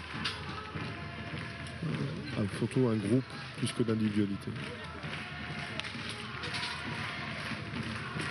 C'est un peu ça marque, on peut dire, de faire plus confiance au groupe qu'aux individualités. Oui, surtout en play-off, on cherche des équipes. C'est un petit peu ce qui a pêché ces dernières années à Brest, c'est qu'on avait des très fortes individualités, mais pas toujours un groupe très homogène. Et donc du coup, on a eu plus de difficultés. Une pénalité sera annoncée là pour un faire trébucher Nicolas Parr ou Aurélien Grévran, je crois. C'est Aurélien Grévran qui est... c'est pas coutumier du fait, Aurélien, sur cette action-là de faire des fautes. Je crois que le joueur de Reims a un peu abusé de... Oui, il en a rajouté un peu. Un petit peu, ouais. C'est pas très bien vu, de faire des plongeons à l'italienne. Ouais, c'est ça. Il va aussi se représenter aux Jeux Olympiques en catégorie plongeon. Oui, voilà, c'est ça. Enfin, ça marche visiblement auprès de l'arbitre, donc pourquoi ne pas en profiter? Ça marche, c'est ça le problème, c'est que ça marche. Il y a quand même une particularité au hockey, c'est que, même si de temps en temps on va voir l'arbitre pour lui dire qu'on n'est pas d'accord, ça chicane pas trop quand même sur les arbitres. Non, pas trop, non. Bah, on peut prendre 2 minutes. Ben oui, quand il met ses mains sur ses hanches, là. Voilà. Au foot, vous prenez un carton jaune et puis vous continuez à jouer. Il y a toujours 11 contre 11. Nous, si on parle à l'arbitre un peu trop, il vous met 10 minutes ou 2 minutes, ou que vous êtes sûr du match, on a une pénalité. Et là, on joue à 5 contre 4. On pénalise clairement l'équipe. Là, généralement, le geste pour signifier cette méconduite, là, c'est l'arbitre met ses 2 mains sur ses hanches. Et il frappe ses hanches. Et il frappe ses hanches des 2 mains. Et là, ça veut dire que... Ça sent pas bon. Dans un premier temps, ça sera peut-être 2 ou 10. Mais une deuxième fois, dès qu'il commence à... S'il tape sur sa tête, c'est une pénalité de match. Et là, c'est pas bon du tout. Là, c'est pas bon du tout. Parce que là, il y a une commission de discipline qui se met en route. Donc ça peut coûter aussi cher. Donc on voit que malgré le fait que Brest soit en infériorité numérique, ils sont quand même à l'attaque. Oui. Il y a un bon travail, vraiment les 2 frères Avenel là, qui font un très bon travail offensif tout en étant défensif. Le joueur de Reims a pris le panier en pleine figure. Un rebond, ça arrive. Ça fait mal. Il va sortir. Ça pique un peu. Voilà, donc bel arrêt du gardien brestois. Il arrive que des équipes qui sont en infériorité numérique marquent. Oui, bien sûr. Là, pour le moral, quand on est au complet et qu'on prend un but, à mon avis, mais ça arrive souvent sur des shoots contrés. L'équipe s'installe, elle prend un lancer de la ligne bleue et puis le défenseur se met devant le lancer, le contre, et ça part sur un break, ce qu'on appelle un break, c'est-à-dire un joueur tout seul face au gardien adverse. Ça arrive souvent. Ils ont leur équipe, ils ont leur staff. Ah bon? Donc voilà, Brestois qui...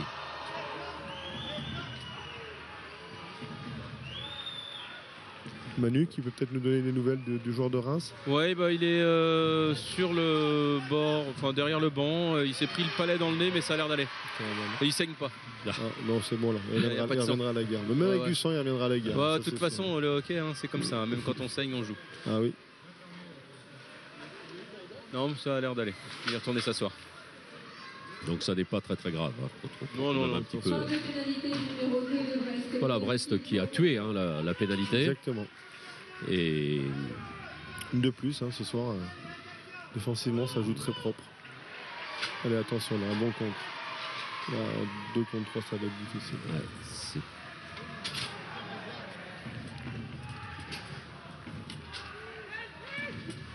On voit quand même que côté brestois, moi là c'était un petit peu lent derrière. Bah oui, un petit peu de mal à sortir. Mais je crois qu'il y a un changement très long là surtout. Ça fait longtemps que ces joueurs-là sont sur la glace. Ils commencent à fatiguer le grand numéro 12 de Reims. Là. Piton Méa.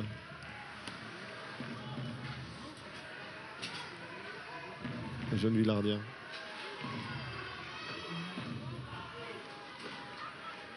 Il reste des joueurs dans l'équipe de Reims avec lesquels tu as joué Non, il n'y a pas de joueurs là-dessus avec qui j'ai joué. J'ai pu jouer un peu aussi les deux Rouennais, Lemoine et Lefebvre. J'ai dû faire un match ou deux avec eux quand j'étais à Rouen et eux étaient vraiment des juniors du club. Ah ouais. Il y a longtemps. Quelques petits échauffourés là, mais rien de bien grave. Hein. Ah bah c'est la provocation, toujours pareil, pour essayer de bénéficier d'une... Je connais très bien Erwan Pain, j'ai formé Erwan Pain. Ah ouais. Je connais depuis tout jeune. Depuis qu'il est tout petit. Ouais, un jeune joueur que j'ai eu. Voilà, on nous amène gentiment du café, si tu veux du café. Je prends un petit chocolat chaud, je vous remercie.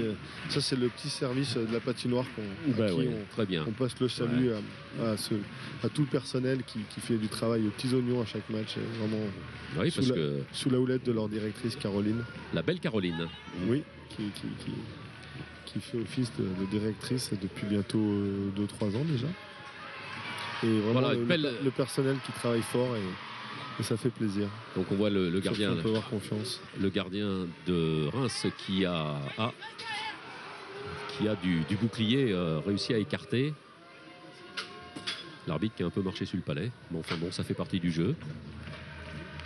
Marcher sur le palais, pas trop en fait. Hein. Non. Il n'a pas le droit. Même l'arbitre n'a pas le droit. Si, il a le droit, mais c'est pas conseillé. Attention, un très bon pressing offensif des joueurs de Brest là. Ça pourrait payer ça. Ça pourrait payer. Attention aux fautes. Voyez, tout de suite. Oh là, il y a clairement un 2 minutes du joueur de Reims. L'arbitre ne siffle pas. Là, si on voit ça au ralenti, il y a clairement un slashing, ce qu'on appelle un coup de crosse sur la crosse du joueur. C'est 2 minutes. Hein. Ça, c'est 2 minutes. Beaucoup d'énervement du côté rémois. Ils vont le payer. Ils vont le payer. Belle sortie. Ils vont le payer.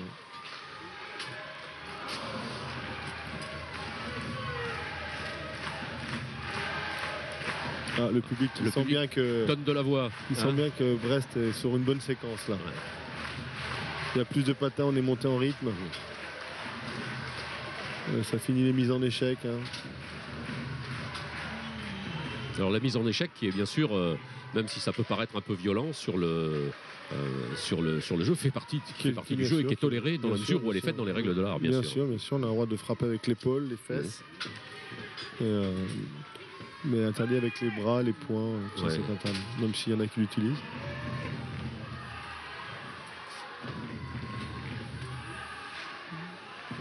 Vous voyez, on sent que tous les jeux sont terminés. Vous voyez, les joueurs vont au bout de leur action, ils ne freinent pas devant le joueur adverse, ils finissent. Ce qu'on appelle finir l'action, c'est-à-dire que ça finit toujours par une mise en échec, ça finit toujours par un petit geste, pour montrer à l'adversaire qu'on est présent ce soir. C'est un jeu. Ça s'intensifie. Un sport éminemment psychologique. Il y a beaucoup de psychologique. Beaucoup de...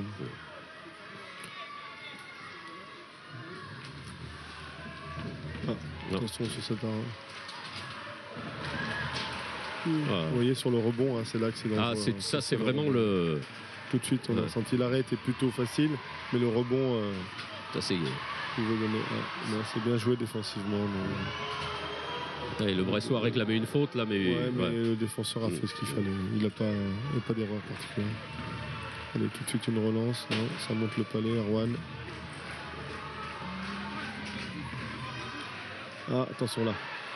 Dommage. Très belle action, bel arrêt du gardien, solide. Les gardiens sont solides ce soir. Ça pousse. On sent qu'il y a du rythme là ce soir. C'est monté d'un ton là. Alors, ça va jouer mise en échec. Ça va. Alors, il y a ce petit set là de Kadik, ce joueur de Reims là, qui a l'air un peu plus technique que les Rémois, que les autres, que la majorité des joueurs en face, qui pourrait peut-être amener le danger sur des situations arrêtées. Et on s'aperçoit que sur des... Allez, attention, c'est le moment. Un contre deux, ça serait... Que sur des épisodes de jeu comme ça... Il y a derrière tout de suite, toute provocation. La Ligue Magnus n'est pas loin quand même. Hein. On s'aperçoit qu'il y a des... Oui, il y a des séquences. Il y a des séquences. Quelques séquences au niveau du rythme. On se rapproche d'un niveau moyen de Ligue Magnus. Mais c'est vrai qu'il y a quand même encore un petit fossé. Il y a un fossé. Il y a un petit fossé, un bois. On va dire aux téléspectateurs que l'équipe qui est montée l'année dernière redescend cette année.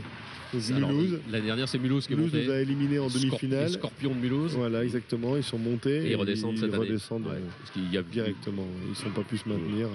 Et l'équipe qui finit avant-dernière, enfin, elle a fini dernière, mais il y a un match entre l'avant-dernier et le dernier. Il y a une série éliminatoire. C'était Caen, et Caen est monté il y a 2 ans. Donc vous voyez, ça joue vraiment. Il n'y a pas de hasard. Il n'y a pas de hasard. Donc si on monte, il va falloir qu'on soit très fort psychologiquement et les joueurs avoir plus de profondeur de banc. Bon recrutement aussi. Voilà, un recrutement, un peu plus de muscles et puis un peu de profondeur. Un peu de profondeur de banc, des joueurs. Il nous manque une 4e ligne très solide. Alors 3e ou 4e ou première, ça dépend dans l'ordre que l'on met, mais il faut une ligne supplémentaire. Ah, on a un vrai cru du club sur la glace, William Larvor, qui a la chance d'entraîner en Détroit, et qui fait sa première apparition ce soir. William Larvor, alors c'est un pur produit du club. Il y en a quand même quelques-uns. Oui, il y en a, bien sûr, il y en a quelques-uns. Alors ils évoluent en fonction des matchs et en fonction des moments. Mais là, vous voyez, c'est sa première présence en demi-finale du championnat. Ça a été un des meilleurs éléments cette année avec la Division 3. Donc on a décidé de le faire monter régulièrement avec l'équipe première. Il est jeune, il doit avoir 22-23 ans.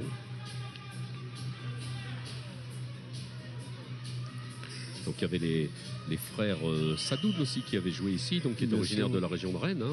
Oui, alors ils sont à Rennes. Enfin, Yven est encore à Rennes. Aujourd'hui, c'est lui qui dirige tout le hockey mineur de Rennes. Et Loïc qui était là la semaine dernière avec Neuilly, qui joue encore en Division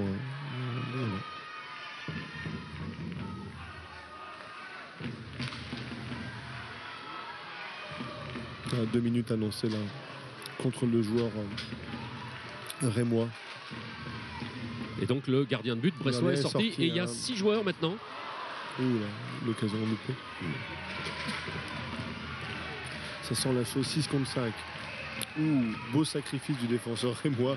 Il a payé le prix. Ah ouais, parce que là il s'est couché sur la glace. Il s'est couché sur le lancer. Ça c'est un geste défensif de défenseur.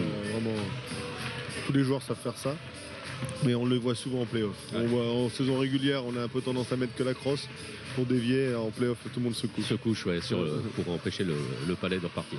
Donc la Brest va évoluer encore une fois pendant 2 minutes. Alors attention, parce qu'on est quand même spécialiste du 54, je l'ai dit tout à l'heure.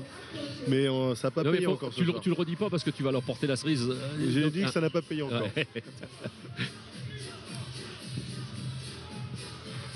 Je sentirais bien un petit but de Brest là, parce qu'on est sur une bonne séquence depuis bientôt 5-6 minutes. Ça serait récompensé quand même.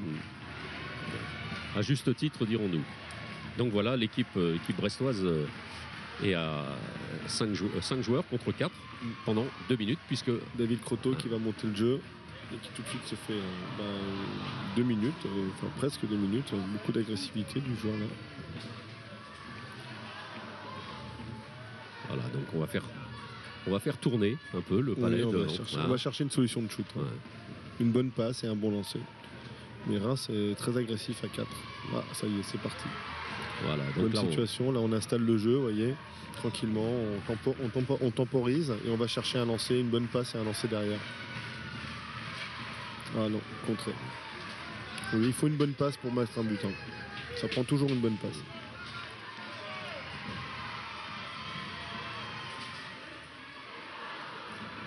Fait tourner.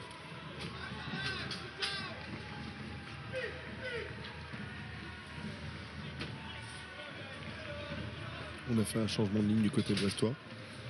Mais la deuxième ligne de 5 contre 4. Donc ça, c'est vraiment des lignes qui travaillent à l'entraînement spécifiquement pour cette situation. Voilà, les joueurs rémois qui se posent pas de questions. Non, là pour le coup, on dégage. Pas beaucoup de questions à se poser non plus. Ça y est, une bonne installation du jeu. Voilà, on est installé. Là. Ah oui, c'était... Ouais, ça prend une bonne passe et cette passe était un petit peu en arrière et donc des difficultés à contrôler pour le joueur qui pivotait sur lui-même, là, qui était prêt à... Si la passe est impeccable, il est tout seul face à la cage. Alors, beaucoup de gestes techniques et de gestes instinctifs aussi dans le hockey. Il y a beaucoup de gestes en première intention. En fait, on joue ce qu'on voit et on ne joue pas ce que l'on pense. C'est surtout ça. Des fois, il vaut mieux pas trop réfléchir. Hein, oui. Se laisser un petit peu... Voilà, Brest donc, il reste encore 12 secondes.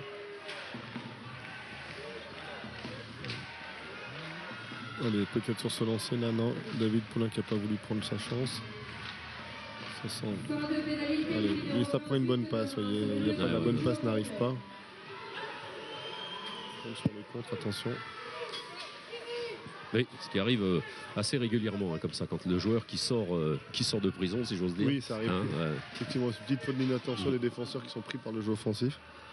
Et là, on voit que le gardien prévient ses coéquipiers en tapant sur la glace avec sa crosse. Mais ça ne m'étonnerait pas que le match termine avec un peu d'échauffourée. 6 minutes encore dans ce deuxième tiers-temps. Toujours 0-0.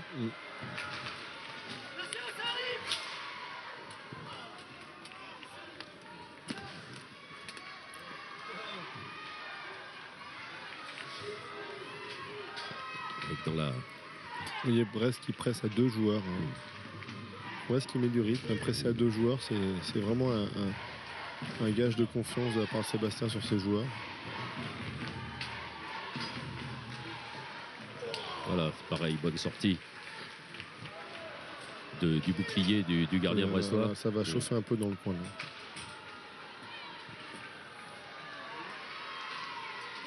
Là, petite plaisantante là, sur la sortie de zone.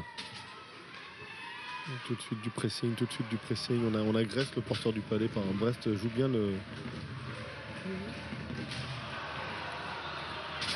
bien son coup offensivement. Ça y est, ça va. Ça risque de... L'arbitre ne s'est pas laissé prendre quand même. Hein. Il a regardé les joueurs, là, leur fait un petit signe de la tête, l'air de dire attendez, n'exagérez pas quand même parce que j'ai des yeux. Oui, c'est en train de se tendre petit à petit quand même. On sent qu'il va falloir qu'il intervienne à un moment ou un autre. Ça se voit. Il y a de l'agressivité des deux côtés. Une agressivité palpable, comme on dit.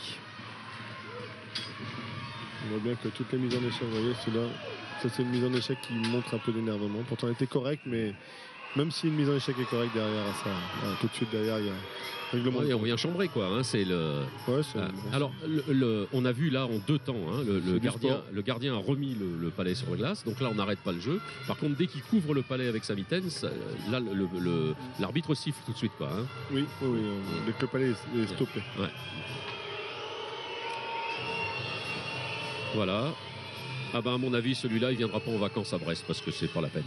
Non. On vient de se faire chambrer par le public. Là. Pas la peine, il n'y a pas de location pour lui. Attends, il fait bon à Brest. Ben oui, il fait toujours beau à Brest.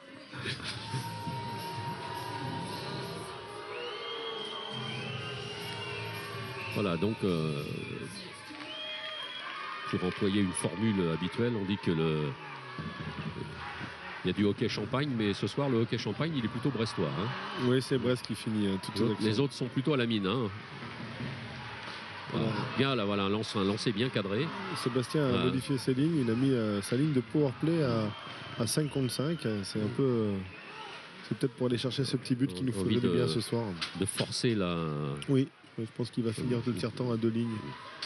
Il a dû faire 2 lignes pour terminer les 3-4 dernières minutes de jeu de ce deuxième tiers-temps.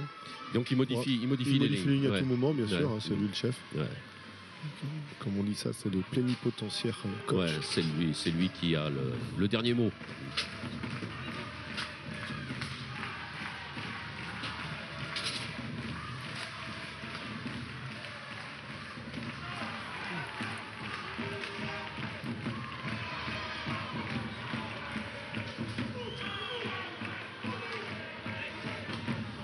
Beaucoup de...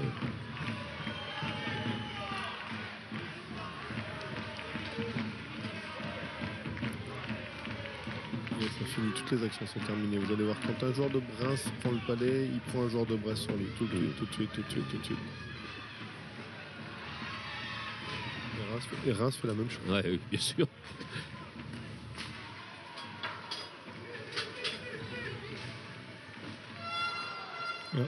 Le palais est sorti de l'aire de jeu. Le palais est sorti de l'aire de jeu. C'est un arrêt de jeu automatique.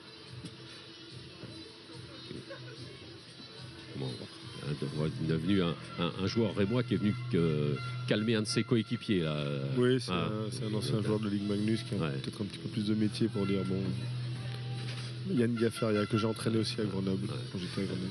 La longévité des joueurs de hockey est un peu plus importante que dans ça dépend du poste. sport. Ça dépend beaucoup du poste aussi. Hein. Les attaquants durent un petit peu moins longtemps. Ils ont tendance à arrêter vers 33, 34 ans. Et d'aller jouer à l'arrière après. Ou alors jouer derrière s'ils veulent jouer encore 4-5 ans. Et puis après, les défenseurs, pareil, du coup, les défenseurs plutôt vers 37, 36, 37 ans pour commencer à faire. Belle attaque des Bressois avec un beau lancer là qui a été fort bien capté par. Arrêté par le gardien. Et les gardiens, ça dure plus longtemps. Par contre, les gardiens, ils peuvent durer jusqu'à. Après, il y a tout un contexte, ça dépend des déplacements. Et quand on joue à Brest, c'est sûr que ça fatigue plus que quand on joue dans les Alpes où la moitié des équipes sont là-bas. Ils supportent pas la route, quoi.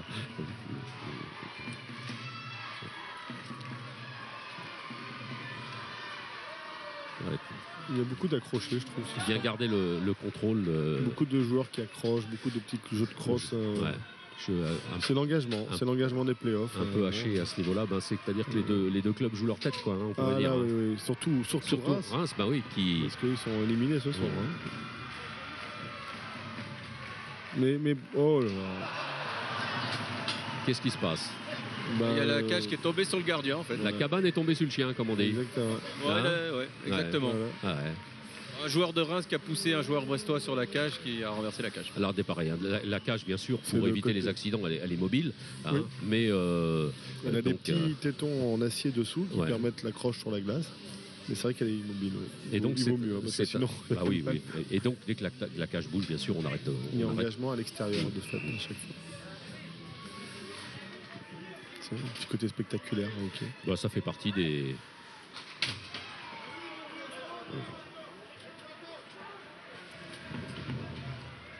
Il y a une très belle expression que j'ai entendue une fois de la part d'un joueur québécois qui jouait, André Côté, qui jouait à Brest un jour. Donc il m'a dit: j'ai fait sauter la gourde. Parce que le gardien met sa gourde d'eau généralement sur le dessus de son but. J'ai fait sauter la gourde, ça veut dire qu'il avait tapé la. C'est un shoot dans la lucarne, généralement. C'est ça qui permet de décocher la gourde. On s'amuse aux entraînements à viser la gourde. À vider la gourde. C'est un tir de précision. Remise en jeu.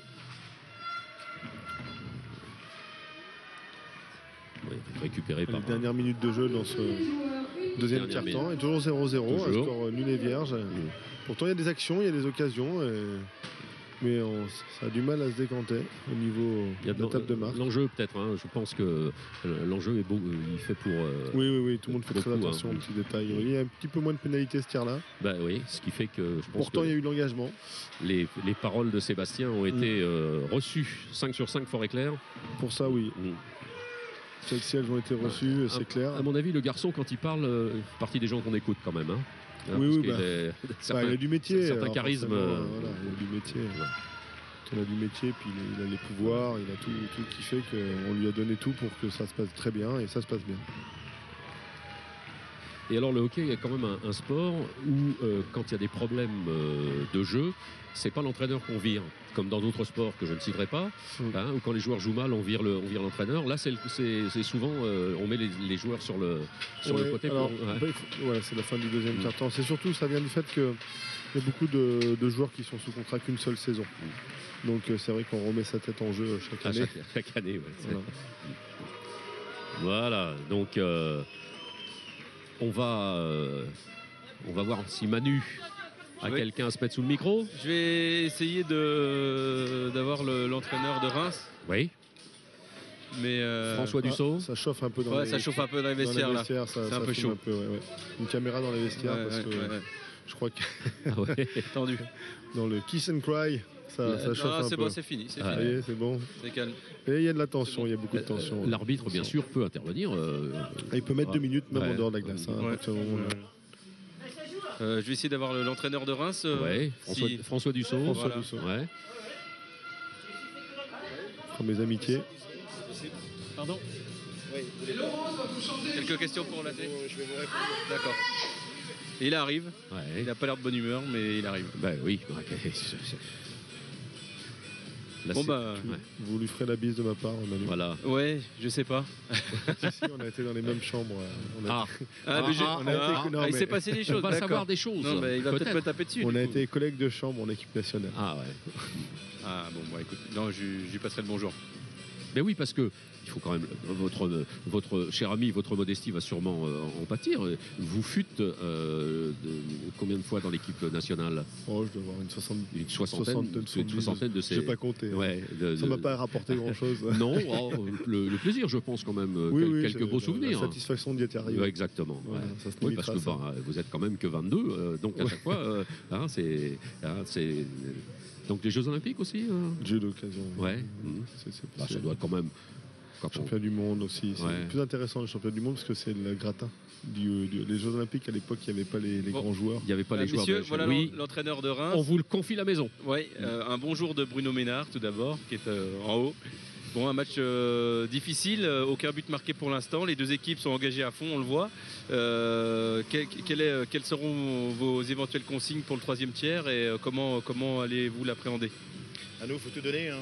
On est mené 1-0 d'abord, on est forcé de laisser du jus, mais on voit que c'est un bon match, un match de play-off. C'est deux belles équipes, je veux dire, ça joue à pas grand-chose, mais ça va être les petits détails qui vont faire la différence. Oui. Pour le match aller, là, on a vu que les deux équipes étaient très très accrochées. Vous pensez que des individualités vont sortir à ce moment-là au troisième tiers dans votre équipe? Il y a des joueurs phares qui vont faire la différence? Ça, je ne sais pas. Avant tout, pour moi, c'est d'abord de mettre en avant le collectif. Là, on voit une équipe de Reims qui se défonce, qui travaille sur tous les palets, qui a envie de revenir à un partout. Maintenant, on sait que l'adversaire en face ne nous laissera pas. Mais je pense que c'est ce qui fait la beauté de ce match ce soir. Très bien, je ne vais pas vous embêter plus longtemps. Merci beaucoup. Voilà, donc un commentaire succinct certes, mais bon, assez précis. Hein, c'est ce que tu t'es un collectif. Voilà, c'est là-dessus qu'il joue, c'est sa force. C'est son truc. C'est la force de l'équipe. François était un joueur de collectif aussi. Hein, c'était un très bon partenaire de club. Donc c'est sa force. Ouais, il a l'air assez sûr de lui. Je pense que son équipe donne 100%. Ça c'est sûr. Ce soir, on voit bien qu'il y a de l'engagement, il y a de l'envie. Ça déborde un peu des fois, mais en tout cas, il ne pourra pas reprocher à ses joueurs de ne pas tout donner. Ah bah ils ont mouillé le maillot, comme on dit. Hein. Quoi qu'il se passe, je pense qu'aucune des deux équipes n'a à rougir ce soir au vu de l'engagement. Ça c'est clair. Il manque un petit but pour le spectacle. Ça serait bien. Bah oui, c'est rare, 0-0 pour l'instant en deuxième tiers avec une des meilleures attaques du championnat de France. D'autant plus que Brest a donné quelques habitudes quand même à ses supporters. Ça cartonne quand même sérieux. Il y a eu des scores moins qu'à une certaine époque, certes, mais bon, il y a eu des scores qui étaient quand même assez éloquents. Oui, mais c'est ça. Je crois qu'on a la meilleure attaque du championnat. Et c'est des joueurs offensifs. On a Sébastien, je crois, pour une deuxième fois. Oui, Sébastien. Non. Je te regarde. Voilà. Bon, j'ai Sébastien Oprandi là qui est arrivé. Sébastien 0-0, un match hyper tendu, hyper physique. Les joueurs ont bien écouté ce que tu leur as dit au premier tiers, je pense, parce qu'on sent qu'ils s'y sont mis. Quel est le petit plus qui fera qu'ils vont gagner le troisième tiers? Je dirais qu'il faut qu'on ne cesse pas de les presser et qu'on capitalise un petit peu plus en mettant beaucoup plus de palais au filet avec du trafic devant la cage. C'est un très bon gardien, mais il n'a pas un gros gabarit et c'est comme ça qu'on l'a battu dans les matchs qu'on a joué contre lui. C'est beaucoup de palais au filet, être présent sur les rebonds. Mais c'est une équipe qui est très forte en contre-attaque et qui a ses chances aussi. Là, il y a 10 shoots à 4 dans cette période-là. Au niveau des shoots, elle est en notre faveur. Mais on voit bien que par moment, suivant les décisions un peu, les pénalités qu'on peut encaisser, ça leur provoque des chances. Donc le momentum est un peu plus de notre côté. Il faut qu'on mette les bouchées doubles parce que c'est peut-être sur cette troisième période que se jouent nos playoffs. Oui, et au niveau des stats, est-ce que tu as le chiffre tu as vu le nombre de tirs au but 10-4 10-4 en notre faveur sur cette période-là. 10-4 en notre faveur sur cette période, donc on a encore l'avantage. Bon, c'est pas sur les shoots qu'on gagne les matchs, c'est sur les buts au compteur. 0-0, deux bons gardiens. Il va falloir qu'on le batte dans cette troisième période pour empocher notre billet parce que c'est très important de gagner ce soir. Merci Sébastien. Merci. Voilà, visiblement Sébastien n'a pas envie de jouer demain. Non. Non, il a autre chose à faire demain. Tout le monde. Il va aller faire de la voile demain au Moulin Blanc. Donc, Oui, et puis il y a aussi la spécificité. Oui, Manu. Il y a la spécificité des playoffs qui fait que les joueurs n'ont pas forcément l'habitude d'enchaîner des matchs à courir comme ça. Et je pense que physiquement, j'ai discuté avec quelques-uns avant le match. Là, ils ont l'air un peu plus fatigués que d'habitude, on va dire. Les jambes sont un tout petit peu plus lourdes et on peut toujours se préparer physiquement toute l'année, mais un match par semaine. Oui, ils ont joué mercredi là. Là, du coup, ça change l'engagement physique est d'autant plus fort qu'ils n'ont pas l'habitude de faire 2 voire 3 matchs dans la même semaine. Oui, parce que là, donc le week-end dernier, et puis c'est quand même, ça fait quand même des matchs un petit peu rapprochés. Merci Manu. Attendez, on parlait juste 2 secondes. On parlait de Yannick Aldrin là, qui était super engagé, notre super speaker Albatros. Yannick, qu'est-ce que tu penses du match ce soir? Je pense que c'est un match qui est très très accroché. On savait que Reims n'était pas venu là pour faire de la figuration. On s'en aperçoit. Mais on a un beau match avec du beau hockey, un petit peu viril par rapport à ce qu'on a l'habitude de voir. Mais bon, c'est comme ça, c'est le jeu. Et j'espère que Brest, il suffit qu'il marque un but et que Reims n'en marque pas. Donc je pense que c'est jouable. Très belle analyse. Quand est-ce qu'Yannick s'équipe en Dinger? Alors, il y a une question de Bruno Ménard qui te demande quand est-ce que tu vas t'équiper en Dinger? Bruno, je te remercie de m'humilier devant la Bretagne entière du monde. Mais je ne peux pas m'équiper en Dinger, je patine pas assez bien pour ça. Mais je te revaudrai ça à la fin du match, Bruno. Alors, c'est pas vrai. Le dimanche matin en séance publique, c'est une demi-star. Par contre, il y a une chose, moi j'aimerais bien avoir, pas pour moi parce que j'ai plus les moyens, mais j'aimerais bien avoir l'adresse de son coiffeur. Donc le coiffeur, c'est quoi le nom de ton coiffeur? Mon coiffeur s'est suicidé après quand il a vu le résultat de la coupe. On vient de comprendre pourquoi. Voilà, ça y est. Voilà. Vous l'aurez eu en direct. C'est édifiant. Non, mais ce sont des gens qui font partie intégrante du match, et donc c'est très très très important d'avoir ces gens-là qui mettent une certaine ambiance dans ce vase clos. Il y a combien de spectateurs? C'est quoi la jauge ici? Je crois que c'est 2000 personnes. 2000 personnes, donc on n'est pas loin. 2002, mais je ne suis pas très sûr en fait. On n'est pas loin, voilà. Peut-être un peu moins. Alors le Rincla Stadium, juste un petit mot. Rincla en breton, ça veut dire glisser, tout simplement. Voilà. Donc et donc c'est un petit peu le jeu de mots. Alors on a mis 2 trémas sur le A pour que ça fasse un peu nordique, mais je trouve ça mignon. Je trouve ça plutôt mignon. Le Rincla Stadium. Voilà, le Rincla Stadium qui ça va devenir une forteresse. la nouvelle patinoire brestoise, parce que on va pas jouer encore une fois les anciens combattants, mais on a connu les anciennes patinoires. Celle-là, c'était quelque chose quand même. C'est quelque chose, surtout celle de Brest. Alors, on peut dire que ici, la première patinoire de Bellevue, puis alors après,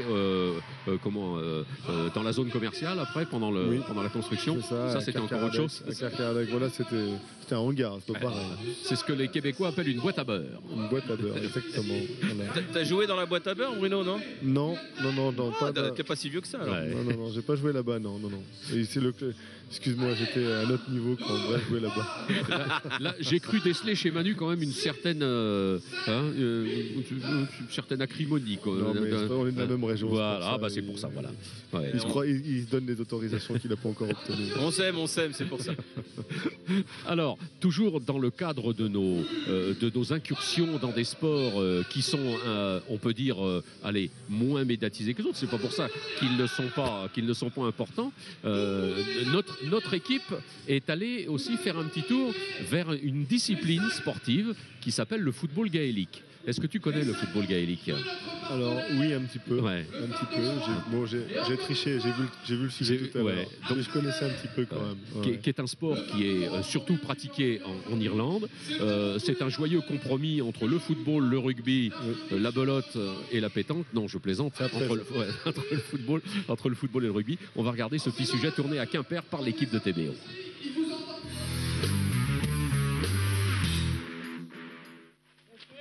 Le club de football gaélique de Quimper a seulement 1 an d'existence, mais il compte déjà une vingtaine d'adhérents. Ce sport très populaire en Irlande reste confidentiel en France, mais il gagne du terrain. En Bretagne, on est déjà maintenant 9 clubs. Et je sais qu'il y a encore des créations de clubs, des projets de création qui devraient voir le jour bientôt. Et en France, on est à peu près une quinzaine de clubs en tout. Il y a quelques années, en Bretagne, il n'y avait que 5-6 clubs. Il y a revenant 2-3 ans en arrière, il n'y a que 5-6 clubs. Donc là, c'est vraiment chaque année, il y a quasiment une nouvelle équipe qui arrive. L'ambiance est conviviale, les tacles et les plaquages sont interdits et pas de hors-jeu en foot gaélique, les actions sont donc très offensives. Dernière différence, et pas des moindres, ici on ne joue pas qu'avec ses pieds, une particularité qui a sans doute attiré OL, ancien joueur de handball. On attrape le ballon plutôt avec les mains. S'il est immobile au sol, par contre, il faut le décoller avec le pied. Et puis après, les passes se font au pied ou à la main. À la main, ça se fait un peu comme au volley, il faut taper dans le ballon, quoi. Et ouais, voilà, les passes peuvent aussi se faire au pied, mais se font plutôt à la main quand on est assez près, puis vont peut-être plutôt se faire au pied quand la personne est très loin, parce qu'on a moins de force avec la main. Et sinon, faut mettre des buts. Ça fait 3 points quand on le met dans un but qui est comme un but de foot. Et par contre, là où c'est mieux par rapport au foot, c'est que si on se rate et qu'on la met au-dessus, ça fait quand même un point.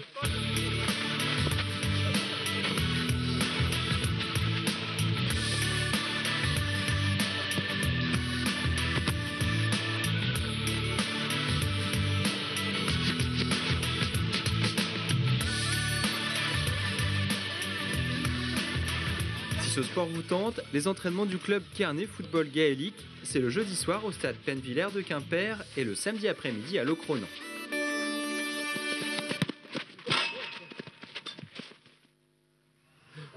Voilà, de retour au Rinkla Stadium avec Michael. Alors là, on vient de voir un sujet sur le football gaélique.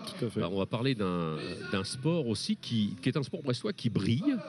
Et pourtant, il se joue dans l'eau. Et c'est le water-polo. Michael, tu es entraîneur de l'équipe brestoise. Oui, c'est ça. On est donc en National 3B actuellement et on a fait le championnat, on a fait 12 victoires, un nul, une défaite et donc là on va faire les playoffs pour essayer d'accéder à la division supérieure. Donc une saison, on peut dire, satisfaisante. Presque parfaite, malheureusement il y a une équipe qui a fini devant nous, donc qui accède directement en poule supérieure et voilà, donc on va tout miser sur les barrages. Le water-polo, c'est une vieille tradition brestoise. On retrouve des compétitions de ce sport depuis très très longtemps. L'Armoricaine, ça fait, que je dise pas de bêtises, 21-22 ans que ça existe. Donc ouais, c'est une très très vieille tradition. On y jouait dans les bassins, dans la marine à l'époque. Donc c'est vrai que c'est une vieille tradition brestoise. À Morlaix, on jouait même dans les portes des écluses, dans le bief de l'écluse. C'était. Oh, oui. Ma femme est morlaisienne, c'est pour ça. un peu. Donc le hockey, c'est un sport que tu connais bien. Oui, j'ai mon frère qui évolue en Division 3, ça fait une vingtaine d'années aussi, et sous les ordres de Bruno d'ailleurs. Et ouais, moi j'ai découvert ça en 93, parce que je suis du quartier, je traînais dans le quartier, j'ai été voir, je suis rentré dans la patinoire, et puis j'ai découvert le hockey à l'époque des vieilles gloires maintenant. Et ouais, donc j'ai connu les 2 titres de champion de France en 95, 96 ou 96, 97. Et ouais, j'ai toujours suivi par le biais de mon frère et la passion aussi du hockey. Alors, il faut préciser que Mickaël joue aussi au hockey. Il a double fonction, il est joueur de water-polo, mais il est aussi gardien dans l'équipe loisirs de Brest. Et l'amicale qui s'est créée cette année, c'est l'amicale des Menhirs de Brest. Les Menhirs de Brest qui ont joué leur premier match cette semaine contre les jeunes cadets brestois. Et c'est important de le citer parce que c'est-à-dire qu'il y a vraiment une continuité dans la transmission du club. On a essayé de créer une amicale pour que les anciens joueurs s'intéressent un petit peu aussi et transmettent le flambeau. Donc Mickaël est gardien des Menhirs de Brest, c'est important. Voilà, donc, et puis alors toujours engagé dans les playoffs. Donc c'est quand le prochain match ? Alors sur Brest, ça sera le week-end du 28 mai, je crois. Il faut qu'on vérifie les dates, mais c'est ça, c'est le 28 mai normalement. Donc c'est à la patinoire, tiens. Non, à la piscine Foch, c'est ça, c'est la même chose, mais l'eau est fondue. Ouais, ça sera à Foch, ouais. Donc c'est entrée gratuite le samedi soir. Ici, on joue sur le glaçon et eux, c'est dessous. Il n'y en a pas de quand il y en a sous le lac. Ouais. Et donc, on ira vous supporter alors parce que c'est important. Et puis on va inciter tous les gens qui s'intéressent. Il faut aller voir le sport brestois. Ah ouais, puis le water-polo, c'est un sport difficilement médiatisable. Oui, mais il y a de la niaque quoi quand même. C'est des hommes qui jouent au water-polo. C'est un sport d'engagement. Il y a l'élément aquatique qui fait la difficulté du sport, mais c'est abordable pour les jeunes. Donc s'il y en a qui veulent essayer, il n'y a pas de souci. Il faut se présenter à l'Armoricaine et puis on attend la relève de toute manière. Donc Ça sera contre qui alors ce play-off là? On ne sait pas encore parce qu'il y a la division supérieure qui n'a pas fini, mais actuellement c'est en ballottage entre Saint-Nazaire et Blois. Ah donc alors Saint-Nazaire ça serait la Bretagne Sud contre la Bretagne Nord, ça pourrait être sympa, hein, mais puis Blois, il y a eu Charles de Blois aussi, il est pas loin de la Bretagne aussi, puisqu'on lui doit nos hermines sur le drapeau. Enfin en tout cas, on va dire un truc qu'on dit jamais à la télé. Oui. Merde, voilà. Ça faut pas répéter, hein, parce que ça, il n'y a pas le droit. Mais merde, mais pas trop, parce que plus il va jouer au water-polo, moins on le voit au hockey. Donc pas trop quand même, pour l'instant, c'est important pour nous. Sa priorité, c'est le water-polo. Voilà. Bon, à bientôt. Ok, merci Michael d'être venu. C'est sympa ces interférences comme ça entre les différents sports. Je vais me tourner un petit peu pour voir où on en est. Encore 4 minutes 10 de repos pour les joueurs. Donc c'est une équipe qui joue, alors c'est du loisir, Oui, alors il y a 3 sections loisirs à Brest. C'est un des plus gros choix de licenciés d'ailleurs au niveau brestois. On a le lundi soir, le mardi soir et le dimanche soir. Le dimanche soir, alors c'est 3 niveaux différents. Le dimanche soir, c'est déjà un niveau un peu plus fort. Il y a des anciens joueurs comme Christophe Goldman, Samy Wikström. Le fameux Boule. Le fameux Boule. Monsieur, j'ai une petite info pour vous intéressante. Là, il y a 3-0 pour Lyon apparemment après 5 minutes de jeu. C'est plié. Ça, c'est l'autre demi-finale. L'autre demi-finale, oui, en effet. Donc 5 minutes de jeu, 3-0. Voilà. Donc ça va vite. On verra qui est le futur adversaire de Lyon. Lyon a gagné le premier match 6. Ouais, donc 3-0, ça paraît tout va bien. Difficile. Donc c'est ouvert à qui alors? Parce que bon, allez, fais un peu la pub pour ton truc là. Ouais, c'est pas mon truc, c'est le truc du club. Oui, c'est ça. Il y a une 80 joueurs à peu près. C'est ouvert à tout type de joueurs, tout type de personnes qui souhaitent faire du hockey. Voilà, c'est-à-dire que si vous voulez aller jouer au tennis, vous vous inscrivez dans un club de tennis et vous prenez une raquette et vous jouez au tennis. Et on vous apprend à jouer au tennis. Le loisir à Brest, c'est la même chose. Vous venez, vous voulez faire du hockey, vous voyez que le sport vous plaît, la glisse vous plaît, les sensations vous plaisent, vous prenez une licence. La licence n'est pas très chère, la première licence, je crois que c'est genre 200 €. Ou 200, un peu plus cher peut-être, c'est 200 €. Et ils viennent, il y a 3 heures de glace, 3 créneaux de glace possibles en fonction du niveau. Le grand débutant, c'est quand même le mardi. Et après 1 ou 2 années, on les fait passer le lundi en débutant en loisir, ce qu'on appelle le loisir moyen, et loisir sub, c'est le dimanche, pour les plus aguerris. Mais donc, c'est même pour des gens qui n'ont jamais patiné de leur vie. Tout à fait, il y a des débutants, il y a des gens qui ont démarré cette année, qui jouent au hockey. Il y a tous les âges. Le plus vieux doit avoir dans les 60 ans, 55, 60 ans. Et les plus jeunes, alors on demande 18 ans minimum, parce que c'est pour des adultes. Voilà, donc il y a vraiment tout type de joueurs. Il y a des filles, bien sûr, il y a des féminines aussi qui ont intégré le mardi. Et bon, c'est essentiellement les quelques exercices de base et on joue au hockey, quoi. Voilà, c'est très ludique. C'est pour rigoler aussi. Bien sûr, c'est pour rigoler. Il y a une très bonne ambiance entre eux. On essaie d'animer tout ça avec Sergueï et moi. On s'occupe de ces catégories-là. Mais il n'y a pas de compétition. Non, il n'y a pas de compétition. Alors, il y a un championnat loisir interne à la Ligue de Bretagne. Donc, il y a une équipe qui rencontre Saint-Brieuc, Rennes et Brest. Alors, c'est le même jeu que l'on voit ce soir sur la glace, sauf qu'il n'y a pas de mise en échec parce que les joueurs n'ont pas la maîtrise de la mise en échec et ça peut être dangereux. Mais c'est un petit championnat, on va dire, amical. Juste, il n'y a pas vraiment grand-chose à gagner, si ce n'est de dire qu'on est champion de Bretagne loisir. Donc on est très loin du haut niveau. Non, mais c'est bon, pour essayer de voir un petit peu. En plus, ça doit être marrant de revenir retrouver les potes comme ça. Bien sûr, alors du coup, vous voyez, ça a généré cet amical loisir, quoi. Donc l'amical des menhirs, donc c'est essentiellement, il y a tout dedans, il y a des joueurs pros. Et il y a des anciens pros, pardon, et puis il y a des joueurs qui ont démarré le hockey il y a 4-5 ans, comme Mickaël qui a démarré il y a 4-5 ans dans la cage. Il y a des joueurs qui sont là depuis une dizaine d'années, il y a des anciens joueurs de la Détroit, il y a un peu tout le monde, il y a une quinzaine de joueurs. Et on est affilié au club des Albatros, et c'est les menhirs de Brest. Et donc, l'objectif, c'est quand même de développer le hockey en Bretagne. N'aurait-il pas, dans l'effectif de cette équipe, un joueur d'origine russe surnommé Eugène, Evgeny? Il a fait une tentative. Ouais. On l'a vu qu'une seule fois. Ouais, il peut plus se traîner maintenant parce que il est chanteur, ça le fatigue beaucoup. Il est chanteur. Ouais. Il joue pour les 4e tiers-temps, ça doit être bien quand même. Il est super, Eugène. Je t'embrasse très fort. Ouais. Voilà. Moi aussi, j'ai fait un bisou. J'entraîne son fils en Détroit, qui est un élément prometteur du club. Il n'en est pas peu fier. Voilà. Le garçon. Voilà, les équipes sont revenues sur le terrain, allais-je dire, non, sur la glace, de façon à attaquer l'ultime tiers-temps. On rappelle que si jamais on arrive encore à 0-0 ou à 1 partout, un score nul à la fin des 20 minutes qui vont suivre, eh bien, il y aura une prolongation de 10 minutes à mort subite. 4 contre 4. Et là, c'est la mort subite. C'est-à-dire que la première équipe qui marque un but a gagné. Voilà. On n'est pas là. Je pense que ça devrait se décanter quand même, ce tir-là. Voilà. La fatigue étant toujours. Voilà, les deux équipes. Alors on va voir si les consignes de Sébastien Oprandi vont être mises en application.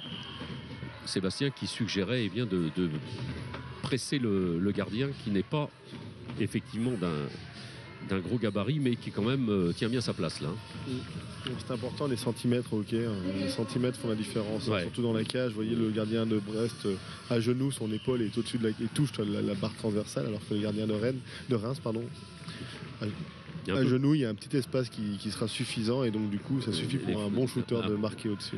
Un lanceur de précision. Un lanceur de précision peut marquer.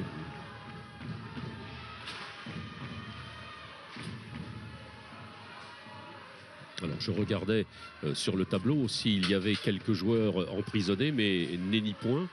Donc la petite altercation qui a eu lieu dans les vestiaires tout à l'heure n'a pas été suivie d'effet. Non, apparemment ça s'est calmé. Le repos sert aussi à ça, calmer les esprits. Ouais, ça a plus crié qu'autre chose. Il n'y a pas eu de physique. C'était à l'oral. Ouais, ça chambrait un petit peu à l'oral. Ouais. Voilà. Ça chambre. Voilà, les arbitres se sont précipités pour séparer au cas où, mais il n'y avait rien à séparer. Donc généralement ça chambre en français. Ça dépend avec qui vous chambrez. Ouais, mais enfin bon, quand c'est un Slovaque qui chambre en Slovaque, ça a moins de vous savez, on est, comme diraient certaines personnes, on est multiglotte. Ok. un peu troglodyte. Voilà. on met... Attention. Oula. But. Ouais. Et ben voilà. But. Premier but. Et bien voilà. On l'a vu arriver. Le but, c'était un peu couru. Ouais. Donc je pense qu'on va voir ce but au ralenti. On va laisser à notre équipe. Une belle reprise, une petite erreur, une erreur défensive de Reims. Et puis tout de suite contre-attaque et but. Voilà, hop. Voilà. Et une mauvaise relance rémoise. L'écart de posée. Une petite fraction de seconde d'inattention et tout de suite une bonne occasion, un shoot.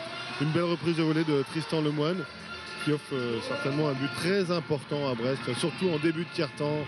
Comme ça, et Nicolas Park qui fixe le gardien, qui décale et but de Tristan. Je pense que... Vous avez dit, troisième tiers, souvent ça va se décanter. Le jeu...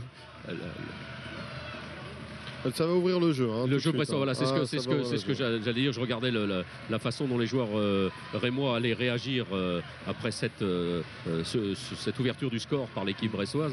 Je pense que les rémois maintenant vont être obligés de courir après le score pour employer un langage typiquement journalistique, ce qui n'est pas notre cas, ni à Bruno ni à moi. Eh bien, voilà. Voilà, le deuxième but est arrivé. Vous avez dit tout de suite, sauve le jeu. Le deuxième. Là, il risque d'appeler un temps mort. L'entraîneur de Reims risque d'appeler un temps mort. Un joueur brestois est touché d'ailleurs, sur l'autre extrémité de la glace. Et alors là, ça chauffe. Je peux vous dire que le public brestois, c'est un peu le même but. C'est un peu la même chose. Une petite erreur défensive, une mauvaise relance, contre-attaque, shoot direct, but. Tout de suite à 2-0. Est-ce qu'on appelle un temps mort ou pas? Je pense qu'on risque d'appeler un temps mort du côté rémois pour un peu calmer tout ça parce que, voilà, vous voyez, temps mort. Temps mort demandé. Voilà, temps mort demandé pour l'équipe de Reims. On va essayer de regrouper les troupes parce que on a marqué vite, mais il reste quand même 18 minutes. Oui, et que ça n'est tant que l'arbitre, on peut dire, alors ça c'est peut-être un lieu commun de dire ça, mais tant que l'arbitre n'a pas sifflé le coup de... On a vu des fois des retournements de situation. Il y a un temps mort qui a été demandé par Reims, là. Oui, par le coach de Reims, qui est en train de... remettre les pendules à l'heure. Ouais, refocaliser les troupes, à mon avis, parce que 2 buts en, je sais pas, même pas une minute. Non, oui, c'est ça, dans la même minute. Voilà, dans la même minute. C'est pas tout à fait ce qu'il voulait, je pense. Mais non. Et donc voilà que... Alors, est-ce qu'il est, Bruno, est-ce qu'il serait raisonnable de la part de Brest de s'asseoir sur ces 2 buts-là et de bétonner ou alors est-ce qu'il faut enfoncer le clou? C'est souvent la petite erreur, c'est qu'on pense ça y est, on a fait le plus dur. C'est vrai qu'ils ont fait le plus dur quand même, 2 buts, on a un bon gardien ce soir. C'est vrai qu'on pourrait se dire, bon maintenant on tient bien défensivement. D'ailleurs, c'est possible qu'on ne presse plus qu'un seul joueur. Vous voyez, regardez tout de suite on est plus relax au niveau du pressing. Mais attention, ça va très vite. Vous avez vu, en 1 minute 15, il n'y a pas eu de but pendant 40 minutes, en 1 minute 15 de but. Mais ce qui est assez impressionnant, c'est que les 2 buts ont été amenés à peu près, on peut dire, sur le même modèle. C'est ça, une petite erreur défensive, une mauvaise relance. Et tout de suite, Mais Reims se focalise trop sur son jeu agressif. Je pense qu'ils en oublient leur jeu. On voit, ils finissent beaucoup leurs actions. Il y a là, c'est 2 minutes, clairement 2 minutes. Charge dans le dos, voilà. Mais c'est que le début. Il y a eu plusieurs petites fautes coup sur coup que l'arbitre n'a pas sifflé. Celle-là, il ne peut pas passer à côté. Ouais. Donc c'est une charge irrégulière. Hein. C'est une charge dans le dos. C'est même limite dangereux parce qu'on est à 1 mètre de la balustrade, c'est la plus dangereuse. Donc l'arbitre pourrait presque appeler un 5 minutes là-dessus. Alors attention, en plus de 5 contre 4, si Brest marque, je pense que c'est plié. Reims peut commencer à... On peut disposer de notre dimanche. Parce que là, on ne remontera pas 3 buts à Reims, c'est 3 buts à Brest. Ouais. Pas beaucoup d'équipes nous ont mis 3 buts coup sur coup. Si on marque ce soir, sur ce 5 contre 4, ça devrait être bon.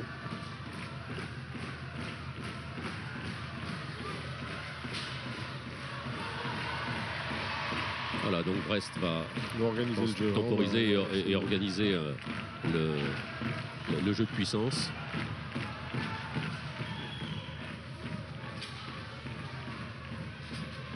Je crois que c'est un peu...